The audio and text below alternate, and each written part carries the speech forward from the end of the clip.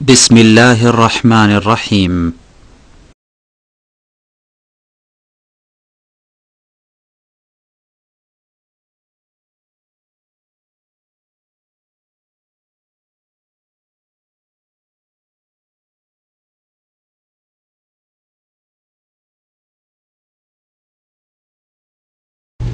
السلام عليكم ورحمة الله وبركاته.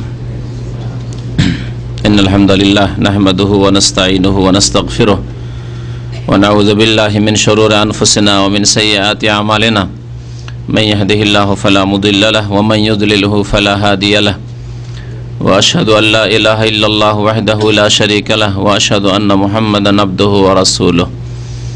يا أيها الذين آمنوا اتقوا الله حق تقاته ولا تموتن إلا وأنتم مسلمون.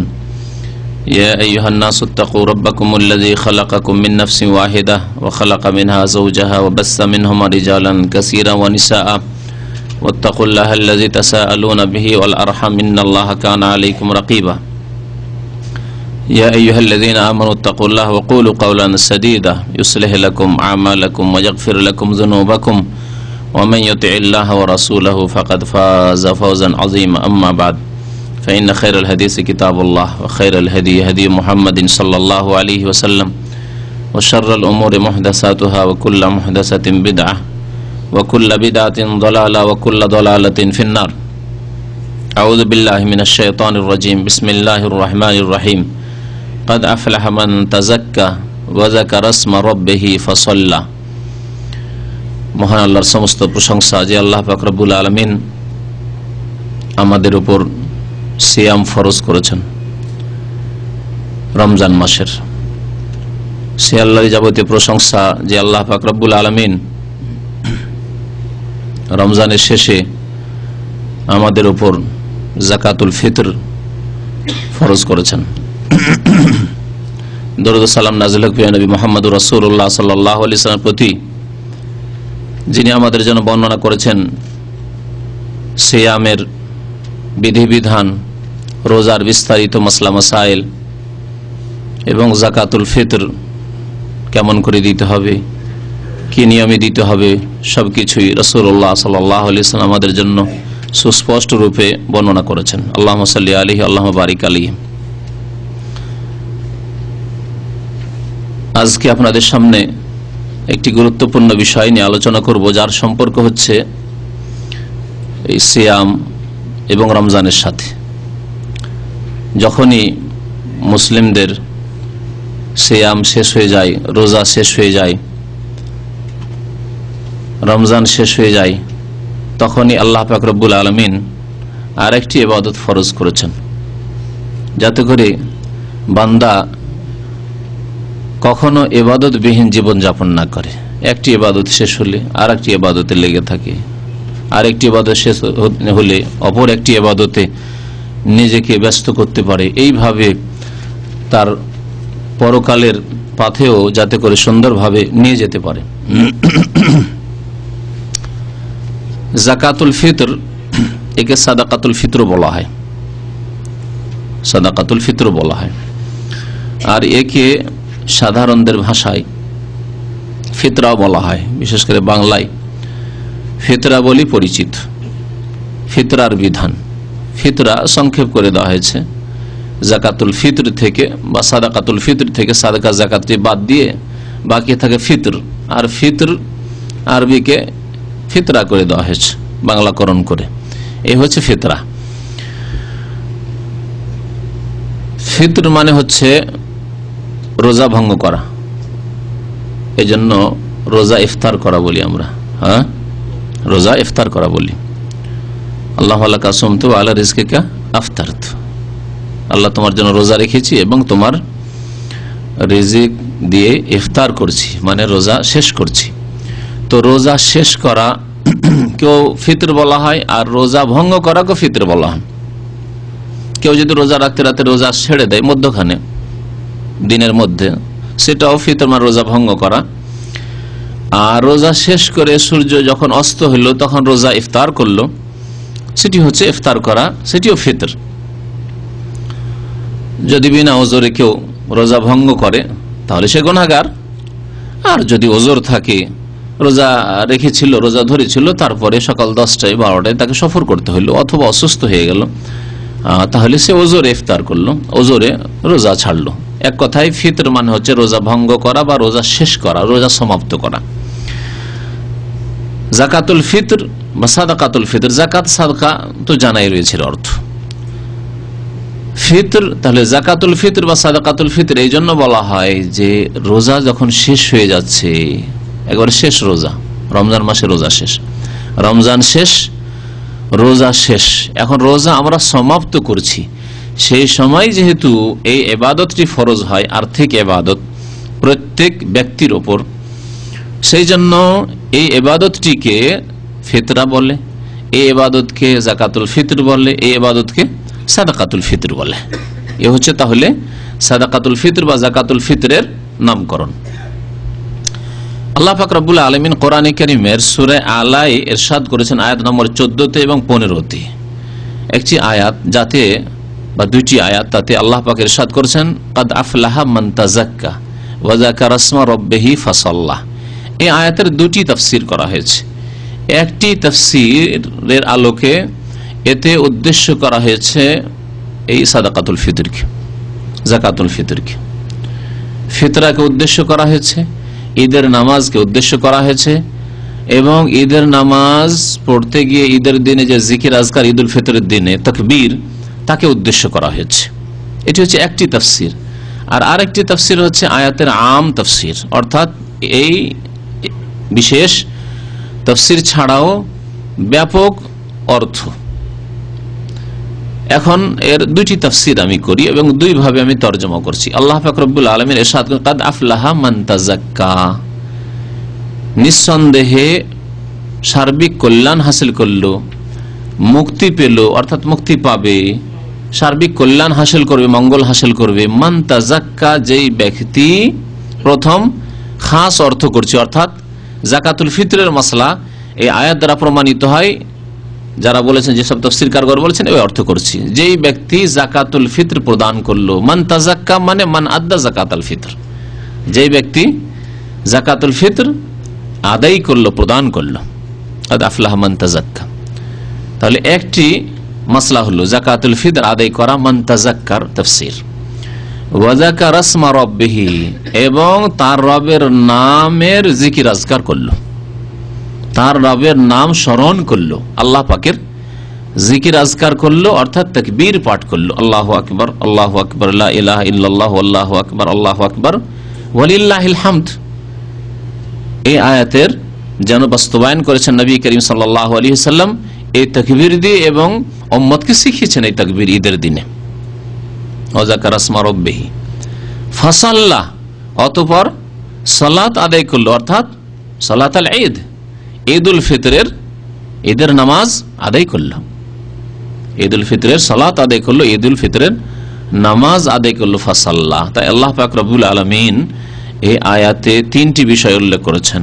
তাযাক্কা অর্থাৎ জাকাতুল ফিতর আদায় করলো, ওয়া যাকারা ইসমা রাব্বিহি অর্থাৎ তাকবীর পাঠ করলো ঈদের দিনে, ফাসাল্লা তারপরে নামাজ পড়লো, অর্থাৎ ঈদের নামাজ পড়লো। এই আয়াতে এই তিনটি বিষয় উল্লেখ করা হয়েছে। এটি হচ্ছে খাস অর্থ, বিশেষ তাফসীর।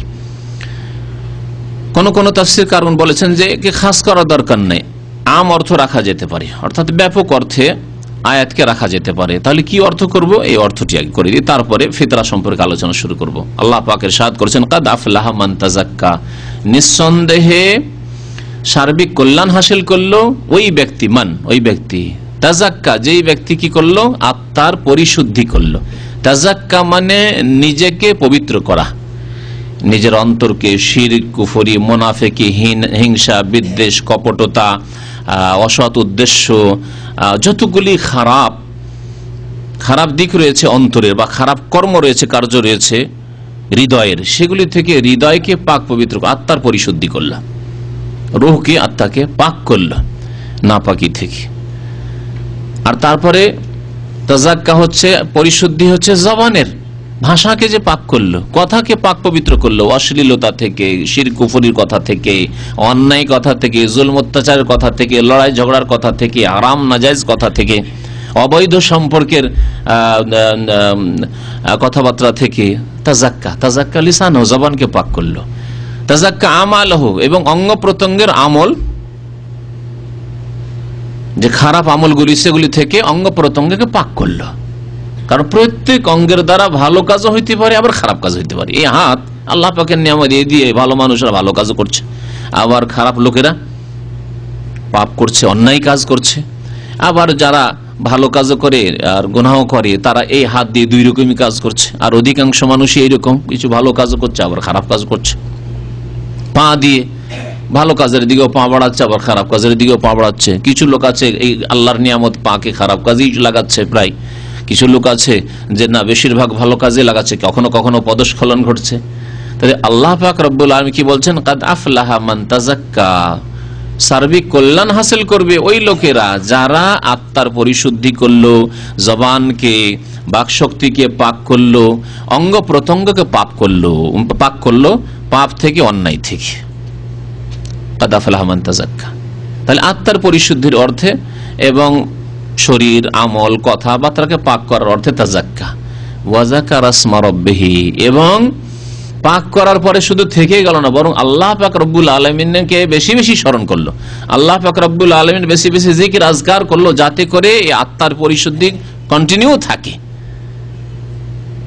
কারণ মানুষ যদি তওবা করে নেয়, তারপরে আবার আমল ছেড়ে দেয়, বেশি বেশি আল্লাহর সাথে সম্পর্ক মজবুত না করে এবং আল্লাহকে না ডাকে, তাহলে আবার গাফিলতি চলে আসবে, আবার শয়তান সুযোগ পেয়ে যাবে। সুতরাং তওবা করার পরে যদি আপনি বেশি বেশি জিকির আজকার করেন, সুবহানাল্লাহ বারবার পড়তে থাকেন, আলহামদুলিল্লাহ বারবার পড়তে থাকেন, যে কোনো নিয়ামতের কথা স্মরণ করেন আর আলহামদুলিল্লাহ পড়ুন বারবার, আল্লাহু আকবার বলুন, লা ইলাহা ইল্লাল্লাহ বলুন, সুবহানাল্লাহি ওয়া বিহামদিহি সুবহানাল্লাহিল আযীম বলুন। এইভাবে যদি আপনি জিকির আজকার দিয়ে জবানকে সব সময় আপনি ব্যস্ত রাখেন, তাহলে আপনার অবস্থা আরো উন্নতির দিকে যাবে। ইমানি অবস্থা, আমলের অবস্থা, পরকালের দিকে আপনি ধাবিত বেশি হতে পারবেন। ওয়াজাকারা ইসমা রাব্বিহি ফাসাল্লা, এবং আত্মার পরিশুদ্ধি, শরীর পাক, অঙ্গ প্রত্যঙ্গ পাক, জবান পাক, আপনার অন্তর পাক হতেই পারে না নামাজবিহীন। ফাসাল্লাহ, সুতরাং সেই ব্যক্তি প্রমাণ করলো যে আল্লাহ আমার অন্তর পাক হয়ে গেছে শিরক কুফরি নেফাক থেকে, আমার জবান পাক হয়ে গেছে অশ্লীলতা, হারাম কাজ থেকে, হারাম কথা থেকে, আমার অঙ্গ প্রত্যঙ্গকে আমি পাক করছি নাপাকি থেকে। ফাসাল্লাহ, সুতরাং নামাজ পড়লো, 5 ওয়াক্ত নামাজ পড়লো। 5 ওয়াক্ত নামাজ না পড়লে তাহলে তার অন্তর পাক হয়নি, তার জবান পাক হয়নি, আর তার অঙ্গ প্রত্যঙ্গ গুনাহ থেকে পাক হয়নি। কেউ যদি দাবি করে যে আমার অন্তরে কোনো কালিমা নেই, অন্তরে আমার কোন রকম অন্তর বাঁকা নয়, আমি অশ্লীল কথাবার্তা বলি না, অশ্লীল কাজ করি না, অথচ নামাজ পড়েন, তাহলে সে মিথ্যুক। এই দাবিতে সে সত্যবাদী নয়, কারণ কোরআনে কারীম আল্লাহ পাক এই বলেছেন, ওয়াজাকারা ইসমা রাব্বিহি ফাসাল্লা, সুতরাং নামাজ পড়বে। যাই হোক, ফিরে আসি আসল বিষয়ের দিকে। ফিতরা, আল্লাহ পাক আগের তাফসীরটি নিচ্ছি, এখানে যাকাতুল ফিতরের কথা উল্লেখ করেছেন, যেমন অনেক তাফসীরকারগণ এর তাফসীর করেছেন। তবে একটি আয়াত যদি একাধিক অর্থ বহন করতে পারে, তাহলে একাধিক অর্থ নেওয়া যেতে পারে। একটি আয়াত দিয়ে যদি বিভিন্ন অর্থ প্রকাশ পায় আর কোনটি একের অপর বিরোধী না হয়, তাহলে সবটাই নেওয়া যেতে পারে। আম অর্থ যেটি খাস ফিতরার অর্থ, তার বিরোধী নয়। কারণ ফিতরা দিলে অন্তর পাক হয়, ফিতরা দিলে শরীর পাক হয়, ফিতরা দিয়ে রোজার যে ত্রুটিগুলি আছে সেগুলি থেকে পাক হয়। আর ফিতরা দেওয়ার ক্ষেত্রে আল্লাহর জিকির আজকার ঈদের দিনে হয় এবং ঈদের দিনে নামাজও হয়। সুতরাং খাস অর্থটি আম অর্থের বিপরীত নয়। এইরকম যদি একটি অর্থ, একটি তাফসীর আরেকটি অর্থের আরেকটি তাফসীরের বিপরীত না হয়, তাহলে সবগুলি অর্থ নেওয়া যেতে পারে। ফিতরার হুকুম কি? কয়েকটি বিষয় আলোচনা করব। প্রথম বিষয় হচ্ছে ফিতরা বা যাকাতুল ফিতরের হুকুম কি। এর হুকুম হচ্ছে কি? সুন্নাত না ফরজ? ফরজ। ফিতরা হচ্ছে ফরজ, আর ফরজ অজেবে কোনো পার্থক্য নেই। ফরজ অজেবে কোনো পার্থক্য নেই, ফিতরা হচ্ছে ফরজ। বরং হাদিসে ফরজ শব্দটি এই ক্ষেত্রে ব্যবহার হয়েছে। যদি হাদিসে ওয়াজিব আওজাবাও আসতো, তবু ফরজ হইতো, ফরজ শব্দটি ব্যবহার হয়েছে। এবং হাদিসে এসছে রাসূলুল্লাহ সাল্লাল্লাহু আলাইহি ওয়াসাল্লাম ফরজ করেছেন। রাসূলুল্লাহ সাল্লাল্লাহু আলাইহি ওয়াসাল্লাম ফরজ করেছেন মানে এই নয় যেমন আজকাল কিছু লোকেরা, মডার্ন লোক যারা মুসলিম এক শ্রেণীর আছে, সকলে নয়, তারা অনেক সময় পার্থক্য করে থাকে। এটা কোরআনে আছে, না এটা হাদিস আছে, যদি কোরআনে আছে বলেন মানতেই হবে, আর যদি হাদিসে থাকে তাহলে ওর হদিস নেই, তখন ও শিথিল, তখন গাফিল, তখন তার যেন ওই রকম গুরুত্ব তার কাছে নেই। না, এটি আপনার স্পষ্ট ভুল। কারণ আল্লাহ পাক রব্বুল আলামিন যেভাবে কোরআনে কারীমের প্রতি আমল করতে বলেছে, এইভাবে হাদিসের প্রতি আমল করতে বলেছেন। মহান আল্লাহ ইরশাদ করেছেন সূরা নিসার আয়াত নম্বর 80-তে, ওমান ইউতিইর রাসূল ফাকাদ আতা আল্লাহ, যে ব্যক্তি রাসূল সাল্লাল্লাহু আলাইহি সাল্লামের কথা মানবে, আনুগত্য করবে, ফাকাদ আতা আল্লাহ, সেই ব্যক্তি নিঃসন্দেহে আল্লাহরই আনুগত্য করলো। তাহলে রাসূলুল্লাহ সাল্লাল্লাহু আলাইহি ওয়াসাল্লাম যদি ফরজ করে থাকেন, এই ফরজ যেই ব্যক্তি আদায় করলো, পালন করলো, সেই ব্যক্তি আল্লাহরই ফরজ আদায় করলো। আর যদি কেউ রাসূলের নাফরমানি করে, তাহলে সে আল্লাহর নাফরমানি করলো। ওমান ইউতিইর রাসূল ফাকাদ আতা আল্লাহ ওমান তাওয়াল্লা, আর কেউ যদি মুখ ফিরিয়ে নেয় যে না তো হাদিসে আছে, সুতরাং কোরআনের মাসলার মতো ওই রকম নয়, নামাজের মতো বিষয় নয়, রোজার মতো বিষয়, রোজার কথা আল্লাহ পাক রব্বুল আলামিন কোরআন কারীমে স্পষ্ট বলেছে কুতিবা আলাইকুমুস সিয়াম, না রোজার মতো ফিতরা নয়, এরকম যদি কেউ বলে ওমান তাওয়াল্লা, সে তাহলে মুখটা ফিরিয়ে নিল। কেউ যদি বিমুখ হয়ে যায়, ফামা আরসালনাকা আলাইহিম হাফিজা, আল্লাহ বলছেন হে নবী, আপনাকে তাদের ওপর পাহারাদার করে পাঠাইনি, আপনাকে দ্বীনের দাওয়াত পৌঁছে দেওয়ার জন্য পাঠিয়েছি, বাকি তাদের হিসাব আমার কাছে হবে। ফিতরা যে ফরজ, এ সম্পর্কে বহু হাদিস রয়েছে। একটি হাদিস দিয়ে এই বিষয়টি শুরু করি। আব্দুল্লাহ বিন ওমর রাদিয়াল্লাহু তাআলা আনহুমা, দ্বিতীয় খলিফা আমিরুল মুমিনের ছেলে, প্রখ্যাত সাহাবী, বহু হাদিস তিনি বর্ণনা করেছেন। কাল ফারাদা রাসূলুল্লাহ সাল্লাল্লাহু আলাইহি ওয়াসাল্লাম যাকাতাল ফিতরে, আল্লাহ রাসূল সাল্লাল্লাহু আলাইহি ওয়াসাল্লাম ফিতরার যাকাত ফরজ করেছেন। যাকাতাল ফিতর মানে ফিতরার যাকাত, ফিতরের যাকাত ফরজ করেছেন। তাহলে এর দ্বারা জানা গেল যে ফিতরা কি ফরজ, ফারাদা রাসূলুল্লাহ সাল্লাল্লাহু আলাইহি ওয়াসাল্লাম ফরজ করেছেন। রাসূলুল্লাহ সাল্লাল্লাহু আলাইহি ওয়াসাল্লামের নাফরমানি যদি কেউ করে, তাহলে সেই ব্যক্তি কখনো কোরআনে কারীমের প্রতি আমল করতে পারবে না। এই বিষয়টি যদি আলোচনা করা যায়, তাহলে একটা দীর্ঘ আলোচনার প্রয়োজন রয়েছে। শুধু সংক্ষেপে ইশারা ইঙ্গিত করে দিয়েছে, আল্লাহ পাক আকিমুস সালাহ বলেছেন, নামাজ পড়তে বলেছেন। কত রাকাত নামাজ পড়তে হবে, ওয়াক্ত ইশারা ইঙ্গিত আছে কোরআনে কারীমে 5 ওয়াক্তের, স্পষ্ট খামসা বলে কোরআনে কারীমে নেই, সেটা হাদিস আছে, ঠিক না? যদিও ইশারা ইঙ্গিতে 5 ওয়াক্তের দিকে ইঙ্গিত করা হয়েছে কোরআনে কারীমে, তবে 5 ওয়াক্তে কত রাকাত ফরজ, কত রাকাত ফরজ? 17 রাকাত। কোন আয়াতে দেখাতে পারবেন? নেই কোন আয়াতে। তাহলে কেমন করে 17 রাকাত ফরজ আপনি মানবেন যদি রাসূলুল্লাহ সাল্লাল্লাহু আলাইহি ওয়াসাল্লামের আনুগত্য ওইভাবে ফরজ না মনে করেন, যেভাবে আকিমুস সালাতকে ফরজ মনে করছেন আপনি? নামাজ কায়েম করা যেমন ফরজ, তেমন 17 রাকাত পড়া ওই রকমই ফরজ, একই রকম। আল্লাহ পাক বলেছেন ওয়াতুজ যাকাত, যাকাত প্রদান করো, কিন্তু কতটা সম্পদ হইলে যাকাত দিতে হবে এটাও নেই, নিসাবও নেই। আর স্বর্ণ চাঁদিতে টাকাতে যে 2.5% দিতে হবে, 40 টাকা 1 টাকা দিতে হবে, কোন কোরআন আয়াতে আছে? কোথাও নেই, কোথাও নেই। রোজার মাসলা মাসাইল, এইভাবে যে কোনো মাসলা মাসাইল আল্লাহ পাক সংক্ষেপে হুকুম করেছেন, তফসিল বিস্তারিত আলোচনা নবী করিম সাল্লাল্লাহু আলাইহি ওয়াসাল্লামের হাদিসে রয়েছে। বহু ফরজ বিষয়গুলি, বহু হালাল হারামের বিষয়গুলি কোরআনে কারীমে নেই, রাসূলুল্লাহ সাল্লাল্লাহু আলাইহি ওয়াসাল্লামের হাদিসে রয়েছে।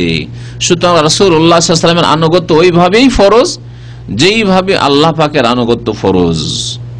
আর না হইলে আল্লাহ পাক আরেকটি আয়াতে ইরশাদ করেন, ওমান ইউশাকিকির রাসূল মিন বাদি মা তাবায়্যানা লাহুল হুদা, যে ব্যক্তি রাসূলুল্লাহ সাল্লাল্লাহু আলাইহি ওয়াসাল্লামের নাফরমানি করবে, আনুগত্য না করে বিরুদ্ধাচরণ করলো, মিন বাদি মা তাবায়্যানা লাহুল হুদা, স্পষ্ট হয়ে যাওয়ার পরে যে হাদিসে আছে ফিতরা ফরজ বা এই মাসলাগুলি হাদিসে রয়েছে, নাফরমানি যদি করে, নুয়াল্লিহি মা তাওয়াল্লা, আল্লাহ বলছেন যেদিকে ফিরবে সেদিকে আমি ফিরিয়ে দেব, নুসলিহি জাহান্নাম, এবং জাহান্নামে তাদেরকে প্রবিষ্ট করব, জাহান্নামে দাখিল করব।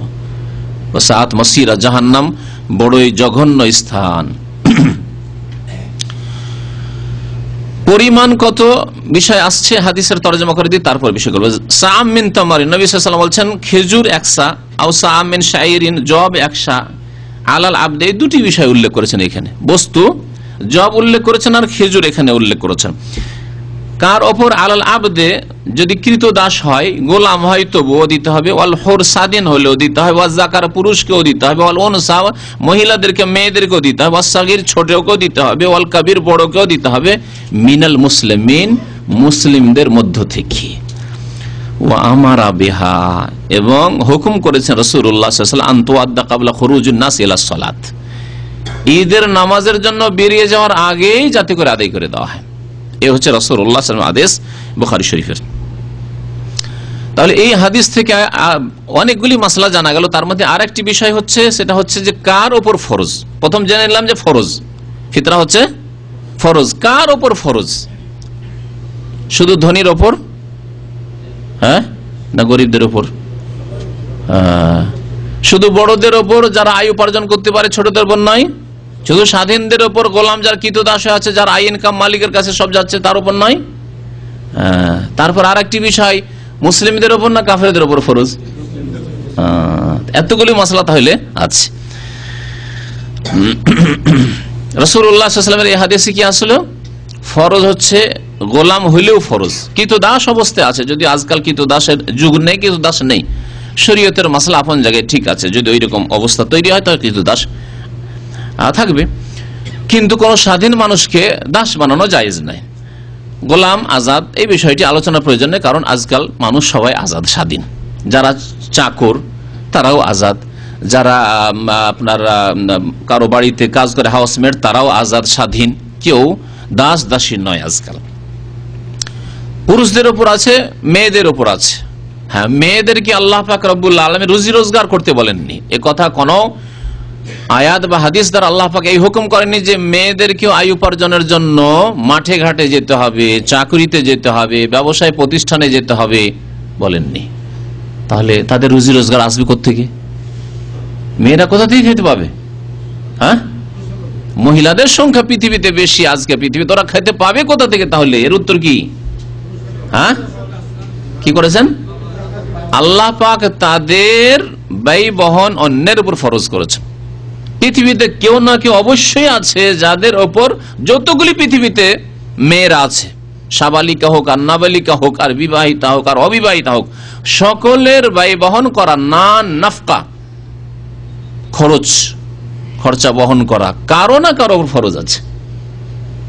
মেয়ে পৃথিবীতে জন্মে এসেছে, যার ঘরে জন্মেছে বাবার ওপর তার ব্যয় বহন ফরজ। মেয়ের বিবাহ দিয়ে দিয়েছে, তখন তার স্বামীর ওপর ফরজ। মেয়ে তালাক হয়ে চলে আসলো, মেয়ে স্বামী হারা হয়ে গেল, তার দেখাশোনার জন্য সাবালক ছেলে আছে, তাহলে ছেলের ওপর ফরজ। ছেলে নেই, সব নাবালক আছে, কোথায় আসবে? বাবার বাড়ি ফিরে আসলো, বাবা মারা গেছে, তাহলে ভাইদের ওপর ফরজ। জি, কেউ নেই কোন মুসলিম সমাজে মেয়ে রয়েছে, মেয়েরা রয়েছে, মহিলারা রয়েছে, কিন্তু তাদের দেখাশোনার জন্য আপনজন কেউ নাই, তাহলে মুসলিম সরকার উপর ফরজ। মুসলিম সরকারকে প্রত্যেকটি মেয়ে, প্রত্যেকটি মহিলার ভাতা দেওয়া ফরজ। এটি হচ্ছে দ্বীন ইসলাম, এ হচ্ছে দ্বীন ইসলামের বিধান। আল্লাহ পাক রব্বুল আলামিন দ্বীন ইসলামে এত সুন্দরভাবে নারীর অধিকারকে সুরক্ষিত করেছেন, হেফাজত করেছেন। আজকে দুনিয়ার মানুষরা, ফাসিকরা এবং কাফেররা নারী অধিকার বলছে, কিন্তু নারীদেরকে খাবারের দুটো ব্যবস্থা দিতে পারলো না। তাদেরকেও কলকারখানায় গিয়ে, রাশিয়া থেকে কারখানায় সমানভাবে কাজ করতে হবে, পশ্চিমা দেশে ইউরোপ আমেরিকাতে গিয়ে নিজের সৌন্দর্য পেশ করতে হবে এবং দোকানে দাঁড়াইতে হবে, সারাদিন দাঁড়িয়ে থাকতে হবে, তাহলে দুটো রুজি রুটি ভাত পাবে, না হলে খেতে পাবে না। ইসলামে এই সমস্ত কাজ নিষেধ করা হয়েছে। মেয়ে তুমি বাড়িতে বসো, মা তুমি বাড়িতে বসো, খালা তুমি বাড়িতে বসো, মেয়ে তুমি বাড়িতে বসো, তোমার খাবার কেউ না কেউ পৌঁছাবে। কেউ যদি পৌঁছাবার না থাকে, তাহলে মুসলিম সরকারের ফরজ করেছি আমি আল্লাহ, তাদেরকে পৌঁছাতে হবে। তাহলে ফিতরা দিবে কে? একজন মেয়ে, তার তো আয় উপার্জনের হুকুমও নেই এবং তার কাছে হয়তো পয়সাও নেই, নিজের পয়সা থাকে, স্বেচ্ছায় দেয়, সে দিতে পারে, কিন্তু তার যার ওপর ব্যয় বহন ফরজ সেই ব্যক্তি তার ফিতরা দেবে। যতদিন বিবাহ হয়নি বাবা দেবে, বিবাহ হয়ে গেছে স্বামী দেবে, বিবাহ হয়ে গেছে স্বামী নেই, স্বামী মারা গেছে, ছেলেরা দেবে, মায়ের ফিতরা দেবে। কিন্তু মেয়েদেরকেও ফিতরা, ওয়াল উনসা, নবী সাল্লাল্লাহু আলাইহি ওয়াসাল্লাম বলেছেন, ছোটকেও দিতে হবে, ছোট ছেলে হোক আর মেয়ে হোক, ছোটকেও দিতে হবে। ছোটর পয়সা নেই, ও ছোট ছেলের যে মালিক রয়েছে সে দেবে। ইয়তিম ছেলে যদি হয়, তো ইয়তিমের দেখাশোনা যার উপর ফরজ রয়েছে তারা দেবে। ওয়াল কাবির মিনাল মুসলিমিন, এই ফিতরা ফরজ মুসলিমদের উপর। তাহলে কোন অমুসলিম যদি মুসলিম দেশে থাকে তাদের কাছ থেকে ফিতরা নেওয়া জায়েজ নাই, তাদের কাছ থেকে ফিতরা নেওয়া জায়েজ নাই, কারণ নবী করিম সাল্লাল্লাহু আলাইহি ওয়াসাল্লাম মিনাল মুসলিমিন বলেছেন। আচ্ছা, ফিতরার হিকমত কি জন্য ফিতরা দেব? আল্লাহ পাক রব্বুল আলামিন প্রত্যেকটি ইবাদতে, দৈহিক ইবাদত হোক, আর অন্তরের ইবাদত হোক, আর শারীরিক ইবাদত হোক, আর বাচনিক ইবাদত, মৌখিক ইবাদত হোক, সমস্ত ইবাদতের আল্লাহ পাক তত্ত্ব রেখেছেন, রহস্য রেখেছেন, হিকমত আমরা জানি আর না জানি। যদি জানতে পারি তো আলহামদুলিল্লাহ, ভালো করে আরেকটু জেনে সুন্দরভাবে ইবাদত বন্দেগী তার মনোযোগ লাগিয়ে করলাম। আর যদি নাও জানি, কারণ যত বেশি হিকমত জানেন তত ঈমান বৃদ্ধি পাবে, এটি মানুষের স্বভাব। একজন লোক যদি সচক্ষে কোনো জিনিস দেখে তাহলে তার ব্যাপারটি আলাদা। একজন লোক কোরআন হাদিস পড়েছে সেজন্য তার ঈমানই আলাদা। কোরআন হাদিসে শাস্তি, নিয়ামত, জান্নাত, জাহান্নাম যতটা পড়েছে একটা জাহিল মানুষ পড়েনি। এই জন্য দেখা যাচ্ছে যে একজন ইলমওয়ালা মানুষের ঈমান অনেকটাই মজবুত সাধারণত। তো এইভাবে আল্লাহ পাক রব্বুল আলামিনের প্রত্যেকটি বিধানের হিকমত যদি কারো জানা থাকে, যতটুকু জানা আছে কোরআন এবং হাদিস দিয়ে, তাহলে ভালো কথা, ঈমান আরো তাজা হবে, ঈমান আরো মজবুত হবে। আর যদি নাও জানা থাকে তাহলে আমাদের ঈমান থাকতে হবে যে আল্লাহর প্রত্যেকটি হুকুমের হিকমত রয়েছে, রহস্য রয়েছে। সেই রহস্য আমরা না জানলেও আল্লাহ যেহেতু বিনা রহস্যে, বিনা হিকমতে কোনো আদেশ নিষেধ করেননি, সুতরাং আমাদেরকে পালন করতে হবে। আল্লাহ পাক শুকুর কেন হারাম করলেন? বহু হিকমত রয়েছে। আর যে হিকমত আজকে একবিংশ শতাব্দীতে গিয়ে প্রকাশ পাচ্ছে, যে দেশে শুকরও পোষা হয় না সেই দেশেও শুকরের ইনফ্লুয়েঞ্জা এসে আক্রমণ করেছে। আল্লাহ পাক এত নোংরা পশুকে কখনো হালাল করতে পারেন না, আজকে এক শ্রেণীর আল্লাহ দ্রোহীরা কি হালাল করে নিয়েছে। ভাতের চাইতে বেশি, রুটির চাইতে বেশি তারা শুকরের গোস্ত খায়। আল্লাহর গজব কেন তাদের উপর আসবে না? এবং সেই দেশে যাওয়াকে এক শ্রেণীর ফাসেক মুসলিমরা গৌরবের বিষয় মনে করে, এইরকম ফাসেক মুসলিমদের উপর কেন আল্লাহর গজব আসবে না?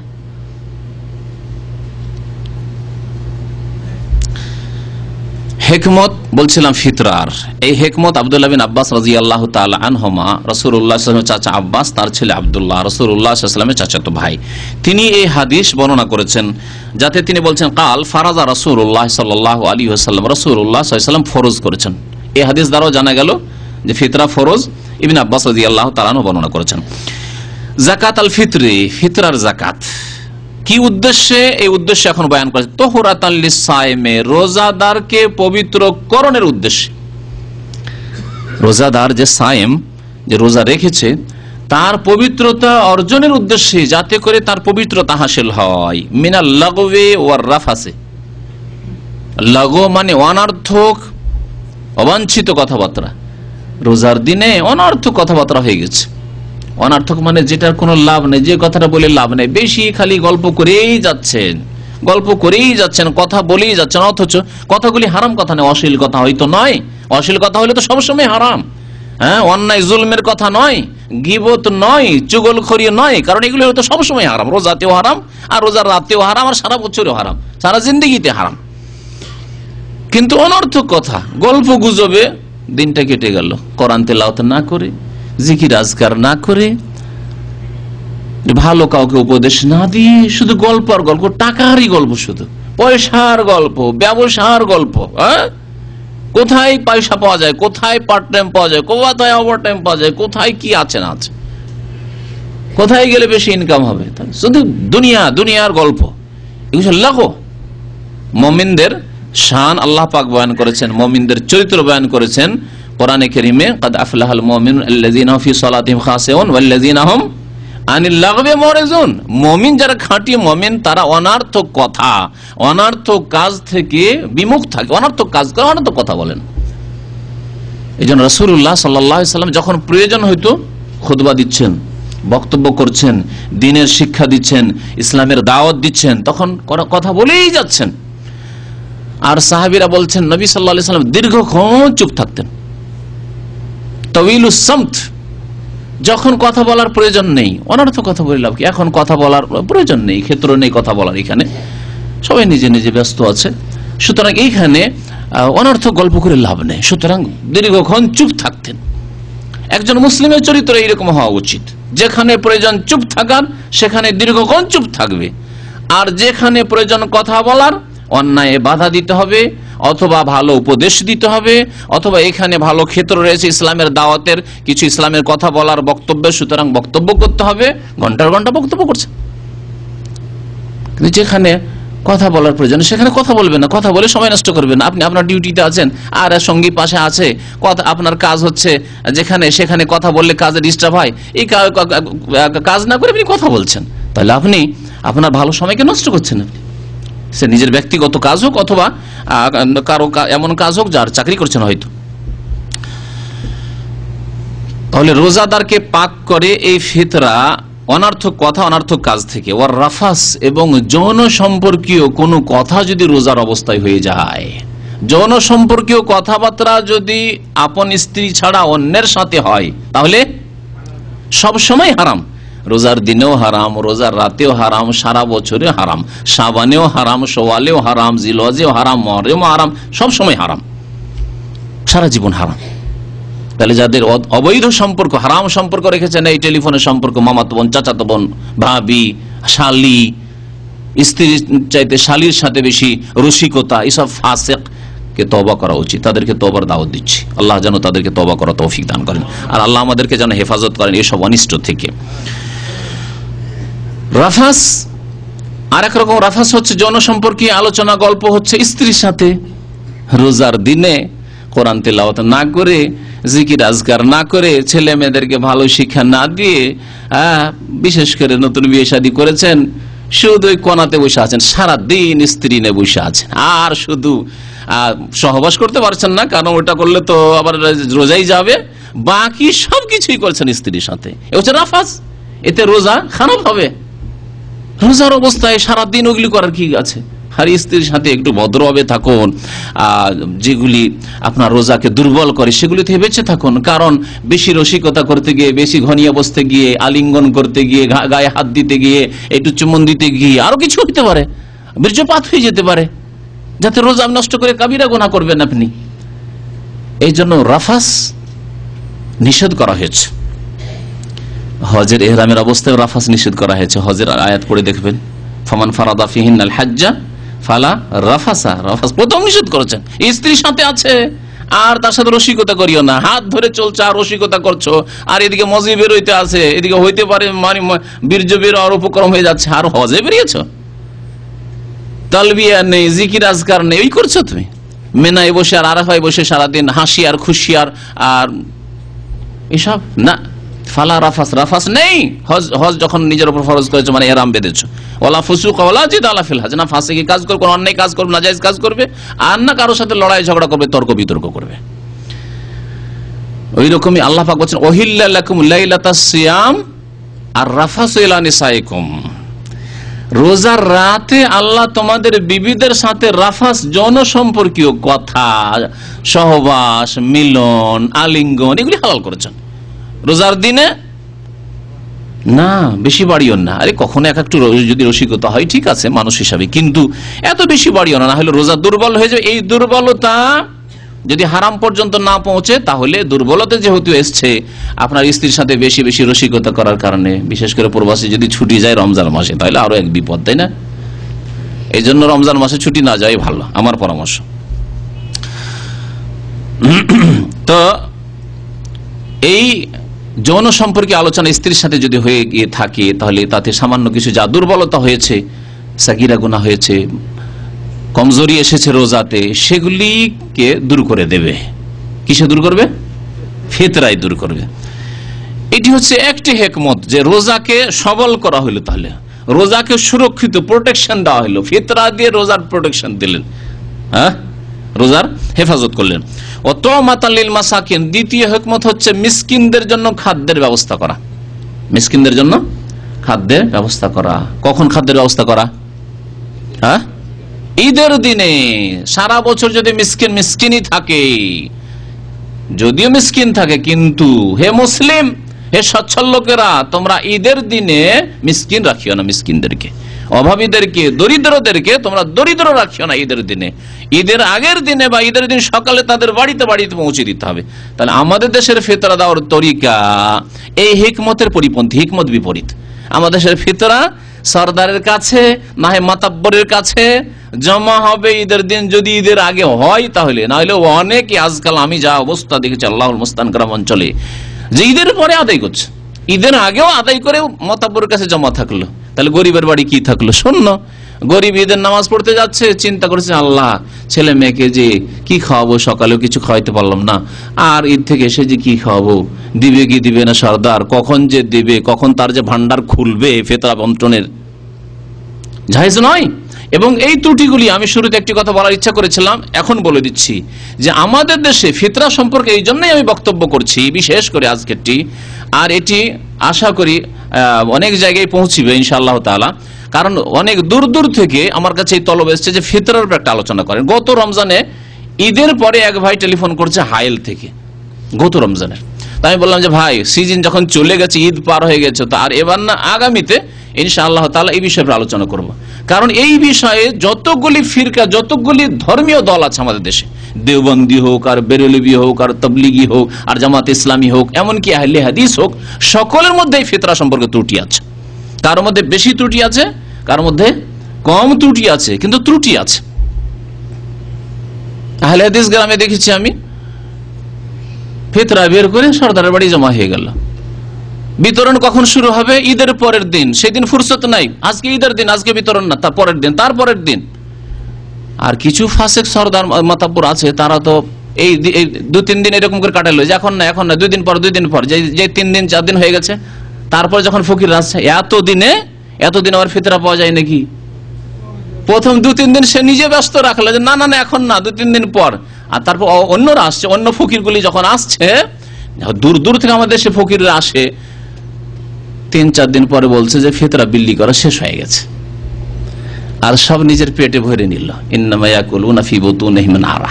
এই গরিব মিসকিনদের হক খাওয়া না, এটি আগুন খাওয়া জাহান্নামের। তো ফিতরা মিসকিনদের খাদ্য হিসাবে যখন দিতে হবে, তাহলে মিসকিনদের কাছে ঈদের আগেই পৌঁছে দিতে হবে। ঈদের রাত্রে পৌঁছান, না হয় ঈদের সকালে পৌঁছান। গরিবদেরকে, গ্রামের গরিব, প্রত্যেক গ্রামওয়ালারা গ্রামের গরিবদেরকে ডেকে নিজ নিজ গ্রামের যদি গরিবদের দিয়ে দেয়, তাহলে ঝামেলা শেষ হয়ে গেল। তাহলে প্রত্যেক জায়গার গরিবের ঘরে খাদ্য পৌঁছে গেল। এমন নয় যে 10 কিলোমিটার 20 কিলোমিটার গরিব আপনার গ্রামে আসতে হবে না, তার আশেপাশে গ্রাম আছে, সেখান থেকে সে সকালবেলায় নিয়ে নেবে, ঈদের আগে নিয়ে নেবে। গ্রামের গরিবদেরকে ডেকে ঈদের আগে সাথে সাথে তাদেরকে দিয়ে দেন, তাদের বাড়িতে চাউল চলে যাক, তাদের বাড়িতে খাবার ব্যবস্থা চলে যাক।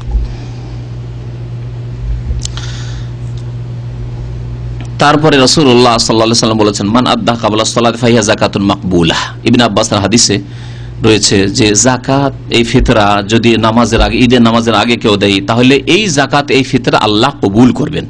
ওমান আদ্দাহা বাদা সালাত, আর যদি কেউ ঈদের নামাজ পড়ে এসে দেয়, ঈদের পরে দিল, তারপরের দিনে দিল, এক কথা ঈদের নামাজ পড়ে দিল, তাহলে ফিতরা হিসাবে কবুল আল্লাহ পাক করবেন না। ফাহিয়া সাদাকাতুম মিনাস সাদাকাত, তাহলে এটি যেন এক ধরনের নফল দান, তার দান হইল, কিন্তু ফরজ তার ছুটে গেল, গুনাহগার সে হইল। আবু দাউদের হাদিস, হাদিসে সহিহ। আরেকটি বিষয় আপনাদের সামনে উল্লেখ করব, যদি হাদিসে ওই বিষয়গুলির কিছু অংশ চলে আসছে, মাঝে মাঝে বিস্তারিত আলোচনা করব, তা হচ্ছে যে এই ফিতরা কখন ফরজ হয় এবং কখন দিতে হবে, কখন ফরজ হয় আর কখন দিতে হবে। যদি আপনাদের জিজ্ঞাসা করি আজকে কত রমজান? হ্যাঁ, 14 রমজান। সন্ধ্যাবেলা মাগরিব হয়ে যাবে, 15 রমজানের আমরা তারাবি পড়ব। তাহলে 14-15 রমজানে এখন আমার উপর আপনার ফিতরা ফরজ আছে কি না? প্রশ্ন আছে?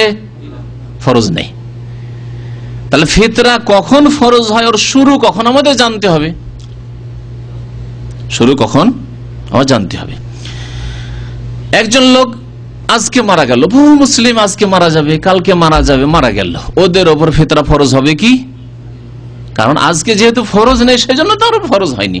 তাহলে যেই বাড়িতে কোনো ব্যক্তি মারা গেল, কোনো মুসলিম মারা গেল, সেই বাড়িওয়ালার ওপর ফিতরা ফরজ নয় যদি আজকে মারা যায়, কালকে মারা যায়। কখন তাহলে ফরজ, শুরু কখন ফরজের? এই ফিতরাকে কি বলা হয়? শুরুতে বলেছি, ফিতরাকে বলা হয় যাকাতুল ফিতর বা সাদাকাতুল ফিতর হাদিসের ভাষায়। সাদাকাতুল ফিতর, ফিতর করলে মানে রোজা শেষ করলে, শুরুতে আমি রোজা শেষ করলে যে যাকাত বা যে সাদকা কি হয়, ফরজ হয়। রোজা যেই সময় শেষ হবে সেই সময় এই ফিতরা ফরজ হবে। এই জন্য এর নামকরণ হচ্ছে, হাদিসে যখন নামকরণ এসে যাকাতুল ফিতর বা সাদাকাতুল ফিতর, তার মানে যখনই রোজা শেষ হচ্ছে, যখনই রোজা 29 অথবা 30 শেষ হয়ে, রোজা কখন শেষ হচ্ছে? শাওয়াল মাসে চাঁদ দেখা গেলে, যতক্ষণ চাঁদ দেখিনি আমাদের রোজা শেষ হয়নি। 29 রমজান শেষ করলাম, তারপরে চাঁদ দেখার এখনো খবর পাইনি, রোজা শেষ হয়েছে কি? রোজা শেষ হয়নি। যখনই চাঁদ দেখার আমাদের কাছে খবর চলে আসলো, তখন আমাদের রোজা রমজানের শেষ হয়ে গেল। তাহলে চাঁদ দেখার সাথে সাথে ফিতরা ফরজ হয়। মাসলা খুব সংক্ষেপে বলতে হলে, শাওয়াল মাসের চাঁদ দেখার খবর আপনার কানে পৌঁছিলেই আপনার উপর ফিতরা ফরজ। তাহলে এখানে অনেক ছোটখাটো মাসলা মাসাইল আসবে, খুব সংক্ষেপে দুটি মাসলা বলছি। একটি ছেলে ভূমিষ্ঠ হইল কখন?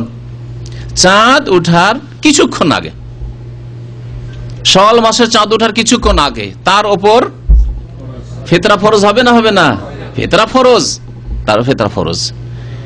একটি লোক মারা গেল চাঁদ উঠার, শাওয়াল মাসের চাঁদ উঠার কিছুক্ষণ আগে, আধা ঘন্টা আগে, মাগরিবের আধা ঘন্টা আগে, তাহলে তারপর যাকাত ফিতরা ফরজ না, কারণ ফরজ হওয়ার আগে সে মারা গেছে।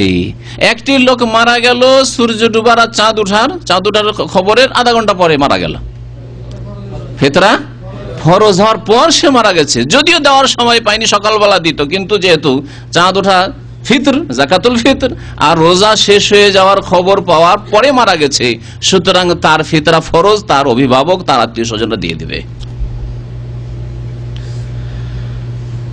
পেটে বাচ্চা আছে, গর্ভধারণ করে আছে কোন মহিলা, এই যে গর্ভে যে বাচ্চা আছে, ছেলে হোক আর মেয়ে হোক, তার পক্ষ থেকে ফিতরা দিতে হবে কি? হ্যাঁ, ফিতরা দেওয়া ফরজ? ফরজ নয়, তবে মুস্তাহাব বলা যাবে।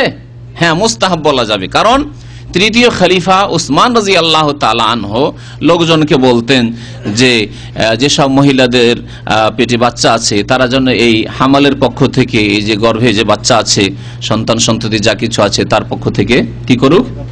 ফিতরা আদায় করে দিক। আর খোলাফা রাশিদিনের সুন্নতের আদর্শ মোতাবেক আমল করার আমাদেরকে আদেশ করা হয়েছে। সুতরাং ফরজ নয়, কারণ রাসূলুল্লাহ সাল্লাল্লাহু আলাইহি ওয়াসাল্লাম ফরজ করেননি, কিন্তু মুস্তাহাব বলা যেতে পারে। নবী করিম সাল্লাল্লাহু আলাইহি ওয়াসাল্লাম ইরশাদ করেছেন, আলাইকুম বিসুন্নতি ওয়া সুন্নাতিল খুলাফাইর রাশিদিন আল মাহদিইন মিন বাদি, আমার সুন্নতকে, আদর্শকে আঁকড়ে ধরো, এবং আমার খোলাফায়ে রাশিদিন আবু বকর, ওমর, উসমান, আলী, তাদের আদর্শকেও তোমরা মজবুত করে ধারণ করো, যারা মাহদিইন, হিদায়াত প্রাপ্ত সঠিক পথের অনুসারী ছিলেন আমার পরে, বা থাকবেন আমার পরে, আল মাহদিইন মিন বাদি। তাহলে সূর্য ডুবে যাবে যে ঈদের রাত, এক কথায় 29-এর পরে হোক, 29 রমজানের পরে হোক, 30 রমজানের পরে হোক, ঈদের রাতের সূর্য ডুবে গেলেই কি হয়ে যায়? ফিতরা ফরজ হয়ে যায়। আব্দুল্লাহ বিন ওমর রাদিয়াল্লাহু তাআলা আনহুমার হাদিসের আগে উল্লেখ করা হয়েছে, আন্না নবী সাল্লাল্লাহু আলাইহি ওয়াসাল্লাম আমারা, আগের হাদিসে ছিল ফারাজা রাসূলুল্লাহ, এই হাদিস আছে আন্না নবী সাল্লাল্লাহু আলাইহি ওয়াসাল্লাম আমারা, রাসূলুল্লাহ সাল্লাল্লাহু আলাইহি ওয়াসাল্লাম হুকুম করেছেন বিযাকাতিল ফিতর, যাকাতুল ফিতর মানে ফিতরা দেওয়ার, কাবলা খুরুজিন নাস ইলা সালাতে, কাবলা খুরুজিন নাসে ইলা সালাতে, মানুষের নামাজে যাওয়ার আগে ফিতরা দিতে বলেছেন। তাহলে এখানে এই হাদিস দ্বারা যে মাসলাটি প্রমাণ হলো সেটা হচ্ছে যে এই ফিতরা নামাজে, ঈদের নামাজে যাওয়ার আগে দিবেন। আর এটি দেবেন আপনার কখন, এ সম্পর্কে আরো বেশ কিছু হাদিস রয়েছে। দেওয়ার সময় দুটি রয়েছে, একটা হচ্ছে উত্তম সময়, একটা হচ্ছে জায়েজ সময়। একটা হচ্ছে উত্তম সময় আর একটা হচ্ছে জায়েজ সময়। তো উত্তম সময় হচ্ছে রাসূলুল্লাহ সাল্লাল্লাহু আলাইহি ওয়াসাল্লাম যেই সময় দেওয়ার হুকুম করেছেন, অর্থাৎ ঈদে যাওয়ার আগে, ঈদের দিন, তাহলে সকালবেলা ফজর থেকে শুরু করে ঈদে যাওয়া পর্যন্ত, এটা হচ্ছে সবচাইতে উত্তম সময়, কারণ এই সময় রাসূলুল্লাহ সাল্লাল্লাহু আলাইহি ওয়াসাল্লাম দিয়েছেন এবং এই সময় দেওয়ার হুকুমও করেছেন। আমারা বিযাকাতিল ফিতরি কাবলা খুরুজিন নাস ইলা সালাতে, মানুষেরা নামাজে যাওয়ার আগে, ঈদের নামাজে যাওয়ার আগে যাতে করে ফিতরা দিয়ে দেওয়া হয়, এটি হচ্ছে সবচাইতে উত্তম সময়। তাহলে যদি সকালবেলা ফজর নামাজ থেকে নিয়ে ঈদে যাওয়ার আগ পর্যন্ত দিতে হয়, আর গ্রামের লোকজনের সংখ্যা বেশি, অনেক সময় খাদ্যদ্রব্য পেতে হবে, দিতে হবে, ফকির মিসকিনকে সময় লাগতে পারে, এই জন্য ঈদুল ফিতর একটু বিলম্ব করে পড়াই সুন্নত। এত তাড়াতাড়ি না পড়ে একটু বিলম্ব করে পড়া হচ্ছে সুন্নত। পক্ষান্তরে ঈদুল আজহা একটু তাড়াতাড়ি পড়বে। আরেকটি হাদিসে রয়েছে, আবু সাঈদ খুদরি রাদিয়াল্লাহু তাআলা বর্ণনা করছেন, কাল কুন্না নুখরিজু ফি আহদি রাসূলিল্লাহ সাল্লাল্লাহু আলাইহি ওয়াসাল্লাম ইয়াউমাল ফিতরি, আমরা রাসূলুল্লাহ সাল্লাল্লাহু আলাইহি ওয়াসাল্লামের জামানায় ফিতরের দিন মানে ঈদুল ফিতরের দিন, ঈদুল ফিতরের দিন আমরা বের করতাম সাআম মিন তামিন, এক সা খাদ্যদ্রব্য। তার মানে আমরা ফিতরা কোন দিন দিতাম? হ্যাঁ, ঈদের দিন দিতেন। আর কোন সময় দিতেন? আগের হাদিস আছে ঈদে যাওয়ার আগেই। তাহলে ঈদের দিন ঈদে যাওয়ার আগেই দেওয়া হচ্ছে উত্তম সময়। এই দুটি হাদিস দিয়ে বোঝা গেল, ইবনে ওমরের হাদিস যে ঈদগাহে যাওয়ার আগে, আর এই হাদিস আছে যে ঈদের দিন দেওয়া হইতো। তাহলে ঈদের দিন সকালবেলা দেওয়া হচ্ছে সবচেয়ে উত্তম। যদিও যখনই জানতে পারলেন রাত্রে, ঈদের রাত্রে জানতে পারলেন যে এখন কি হয়ে গেছে, চাঁদ হয়ে গেছে, রাত্রে দেওয়া যেতে পারে, কিন্তু সবচাইতে উত্তম এবং সুন্নত সময় হচ্ছে সকালবেলা দেওয়া।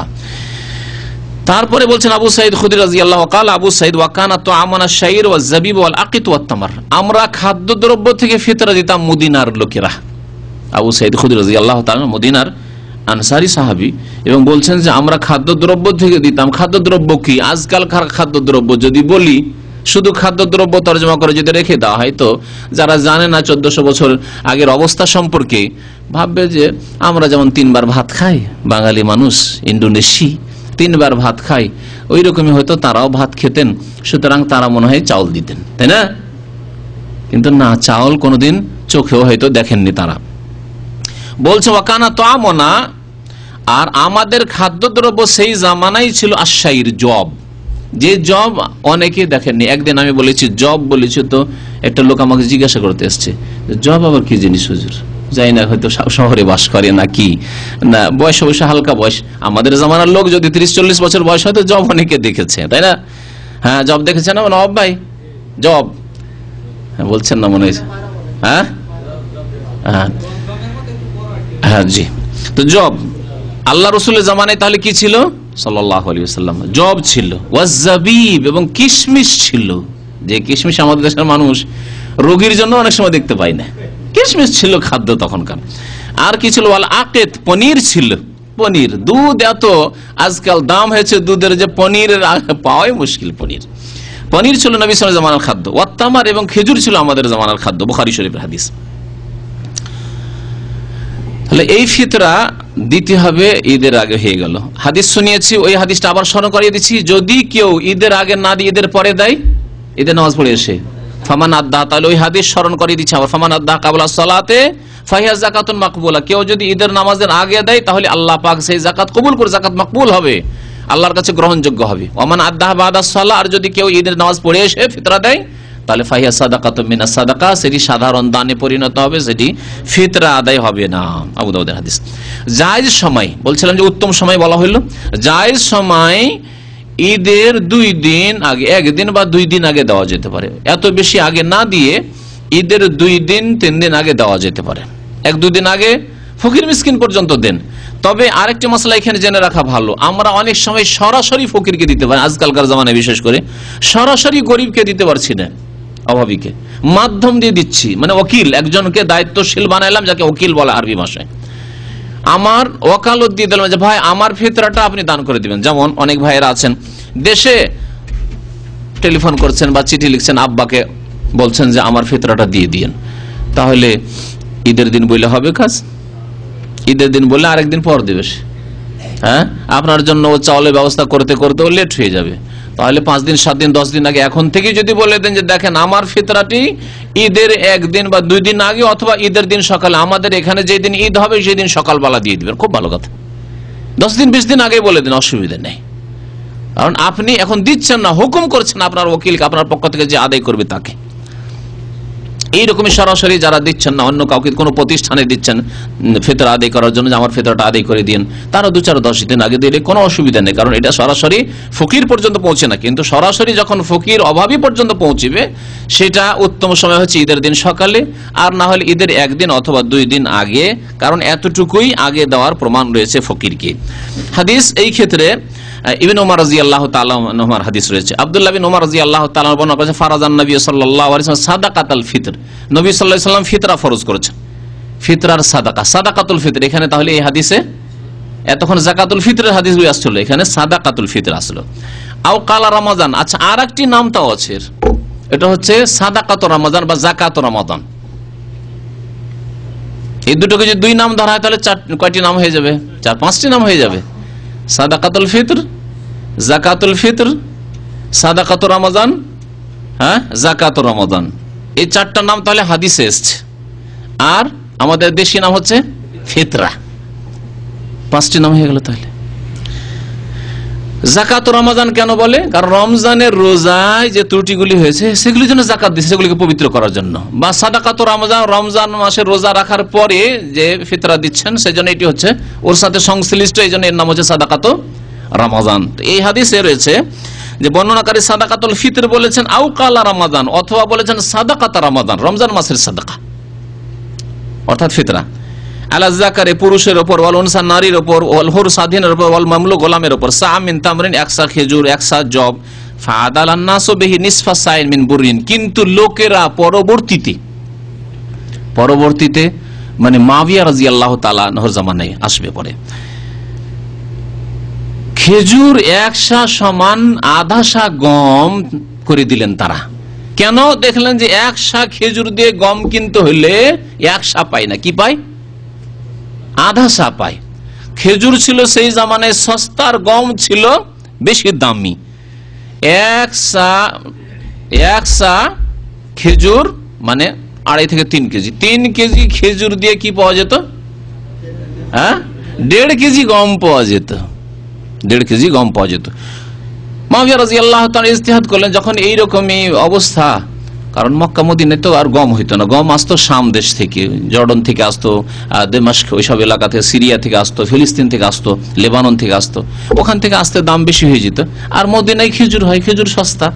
বলে এক কাজ করো তাহলে, হয় 100 খেজুর দাও আর না হয় আধা সা গম দিয়ে দাও। এই ইজতিহাদ মুআবিয়া রাদিয়াল্লাহু তাআলা আনহু করলেন, কিন্তু তার বিরোধিতা আবু সাঈদ খুদরি করেছিলেন। সেই হাদিসও সামনে আসছে, সময় হলে ইনশাআল্লাহ আপনাদের শোনাচ্ছি। ইবনে ওমর রাদিয়াল্লাহু তাআলা আনহুমা কি করতেন? ইউতিত তামার, খেজুর দিতেন। 1 বছর মদিনায় আর খেজুর পাওয়া যায় না, একটু অভাব হয়ে গেল মদিনায়। ফাআতা শাইরা, সেই বছর তিনি জব দিলেন। ফাকানা ইবনে ওমর করতেন কি ইউতি আনিস সাগীর ওয়াল কবীরে, যে ছোট ছেলেরা আছে তার পক্ষ থেকে, বড়দের পক্ষ থেকে দিতেন। হাত্তা ইন কানা লা ইউতি আন বানিয়া, আমার ছেলেদের, বানি মানে ছেলেদের পক্ষ থেকে দিতেন। ওয়াকানা ইবনে ওমর ইউতিহাল্লাযিনা ইয়াকবালুনাহা, ইবনে ওমর রাদিয়াল্লাহু তাআলা আনহু কাউকে ওকিল না বানিয়ে যারা গরীব মিসকিন নিজেই কবুল করবে ফিতরা, তাদেরকে দিতেন। আর যে বিষয়টি মাসলাটি বলার জন্য এই লম্বা হাদিস শোনাচ্ছি আপনাদেরকে, ওয়াকানু ইউতুনা ক্বাবলাল ফিতরে বিয়াউমিন আও ইয়াউমিন, বুখারী শরীফ হাদিস।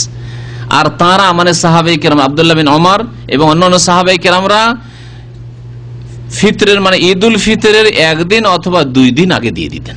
ওয়াকানা ইউতুনা, তারা এই ফিতরা আদায় করে দিতেন ক্বাবলাল ফিতরে মানে ঈদুল ফিতরের পূর্বে, বিয়াউমিন আও ইয়াউমিন, 1 দিন অথবা 2 দিন, 1 দিন 2 দিন পূর্বে তারা দিয়ে দিতেন। তাহলে এই হাদিস ইবনে ওমর এবং সাহাবায়ে কেরামের আমল, এবং কেউ বিরোধিতা করেননি, দ্বারা বোঝা যায় 1-2 দিন আগে 28-29 রমজানে দেওয়া যেতে পারে। এখন ফিতরার পরিমাণ কি? ফিতরার পরিমাণ কি আমাদের দেশে কি প্রচলিত আছে?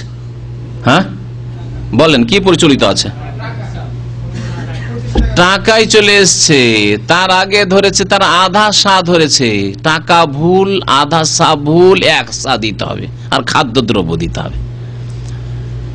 দেওবন্দি বেরেলভি মজহাবপন্থী ভাইদের কাছে কোথায় এসছে দেখেন, এক তো 1 সা থেকে সুন্নত ছেড়ে দিয়ে আধা সা এসছে, আধা সা থেকে আধা সাও দেবো না, এখন টাকা দেব।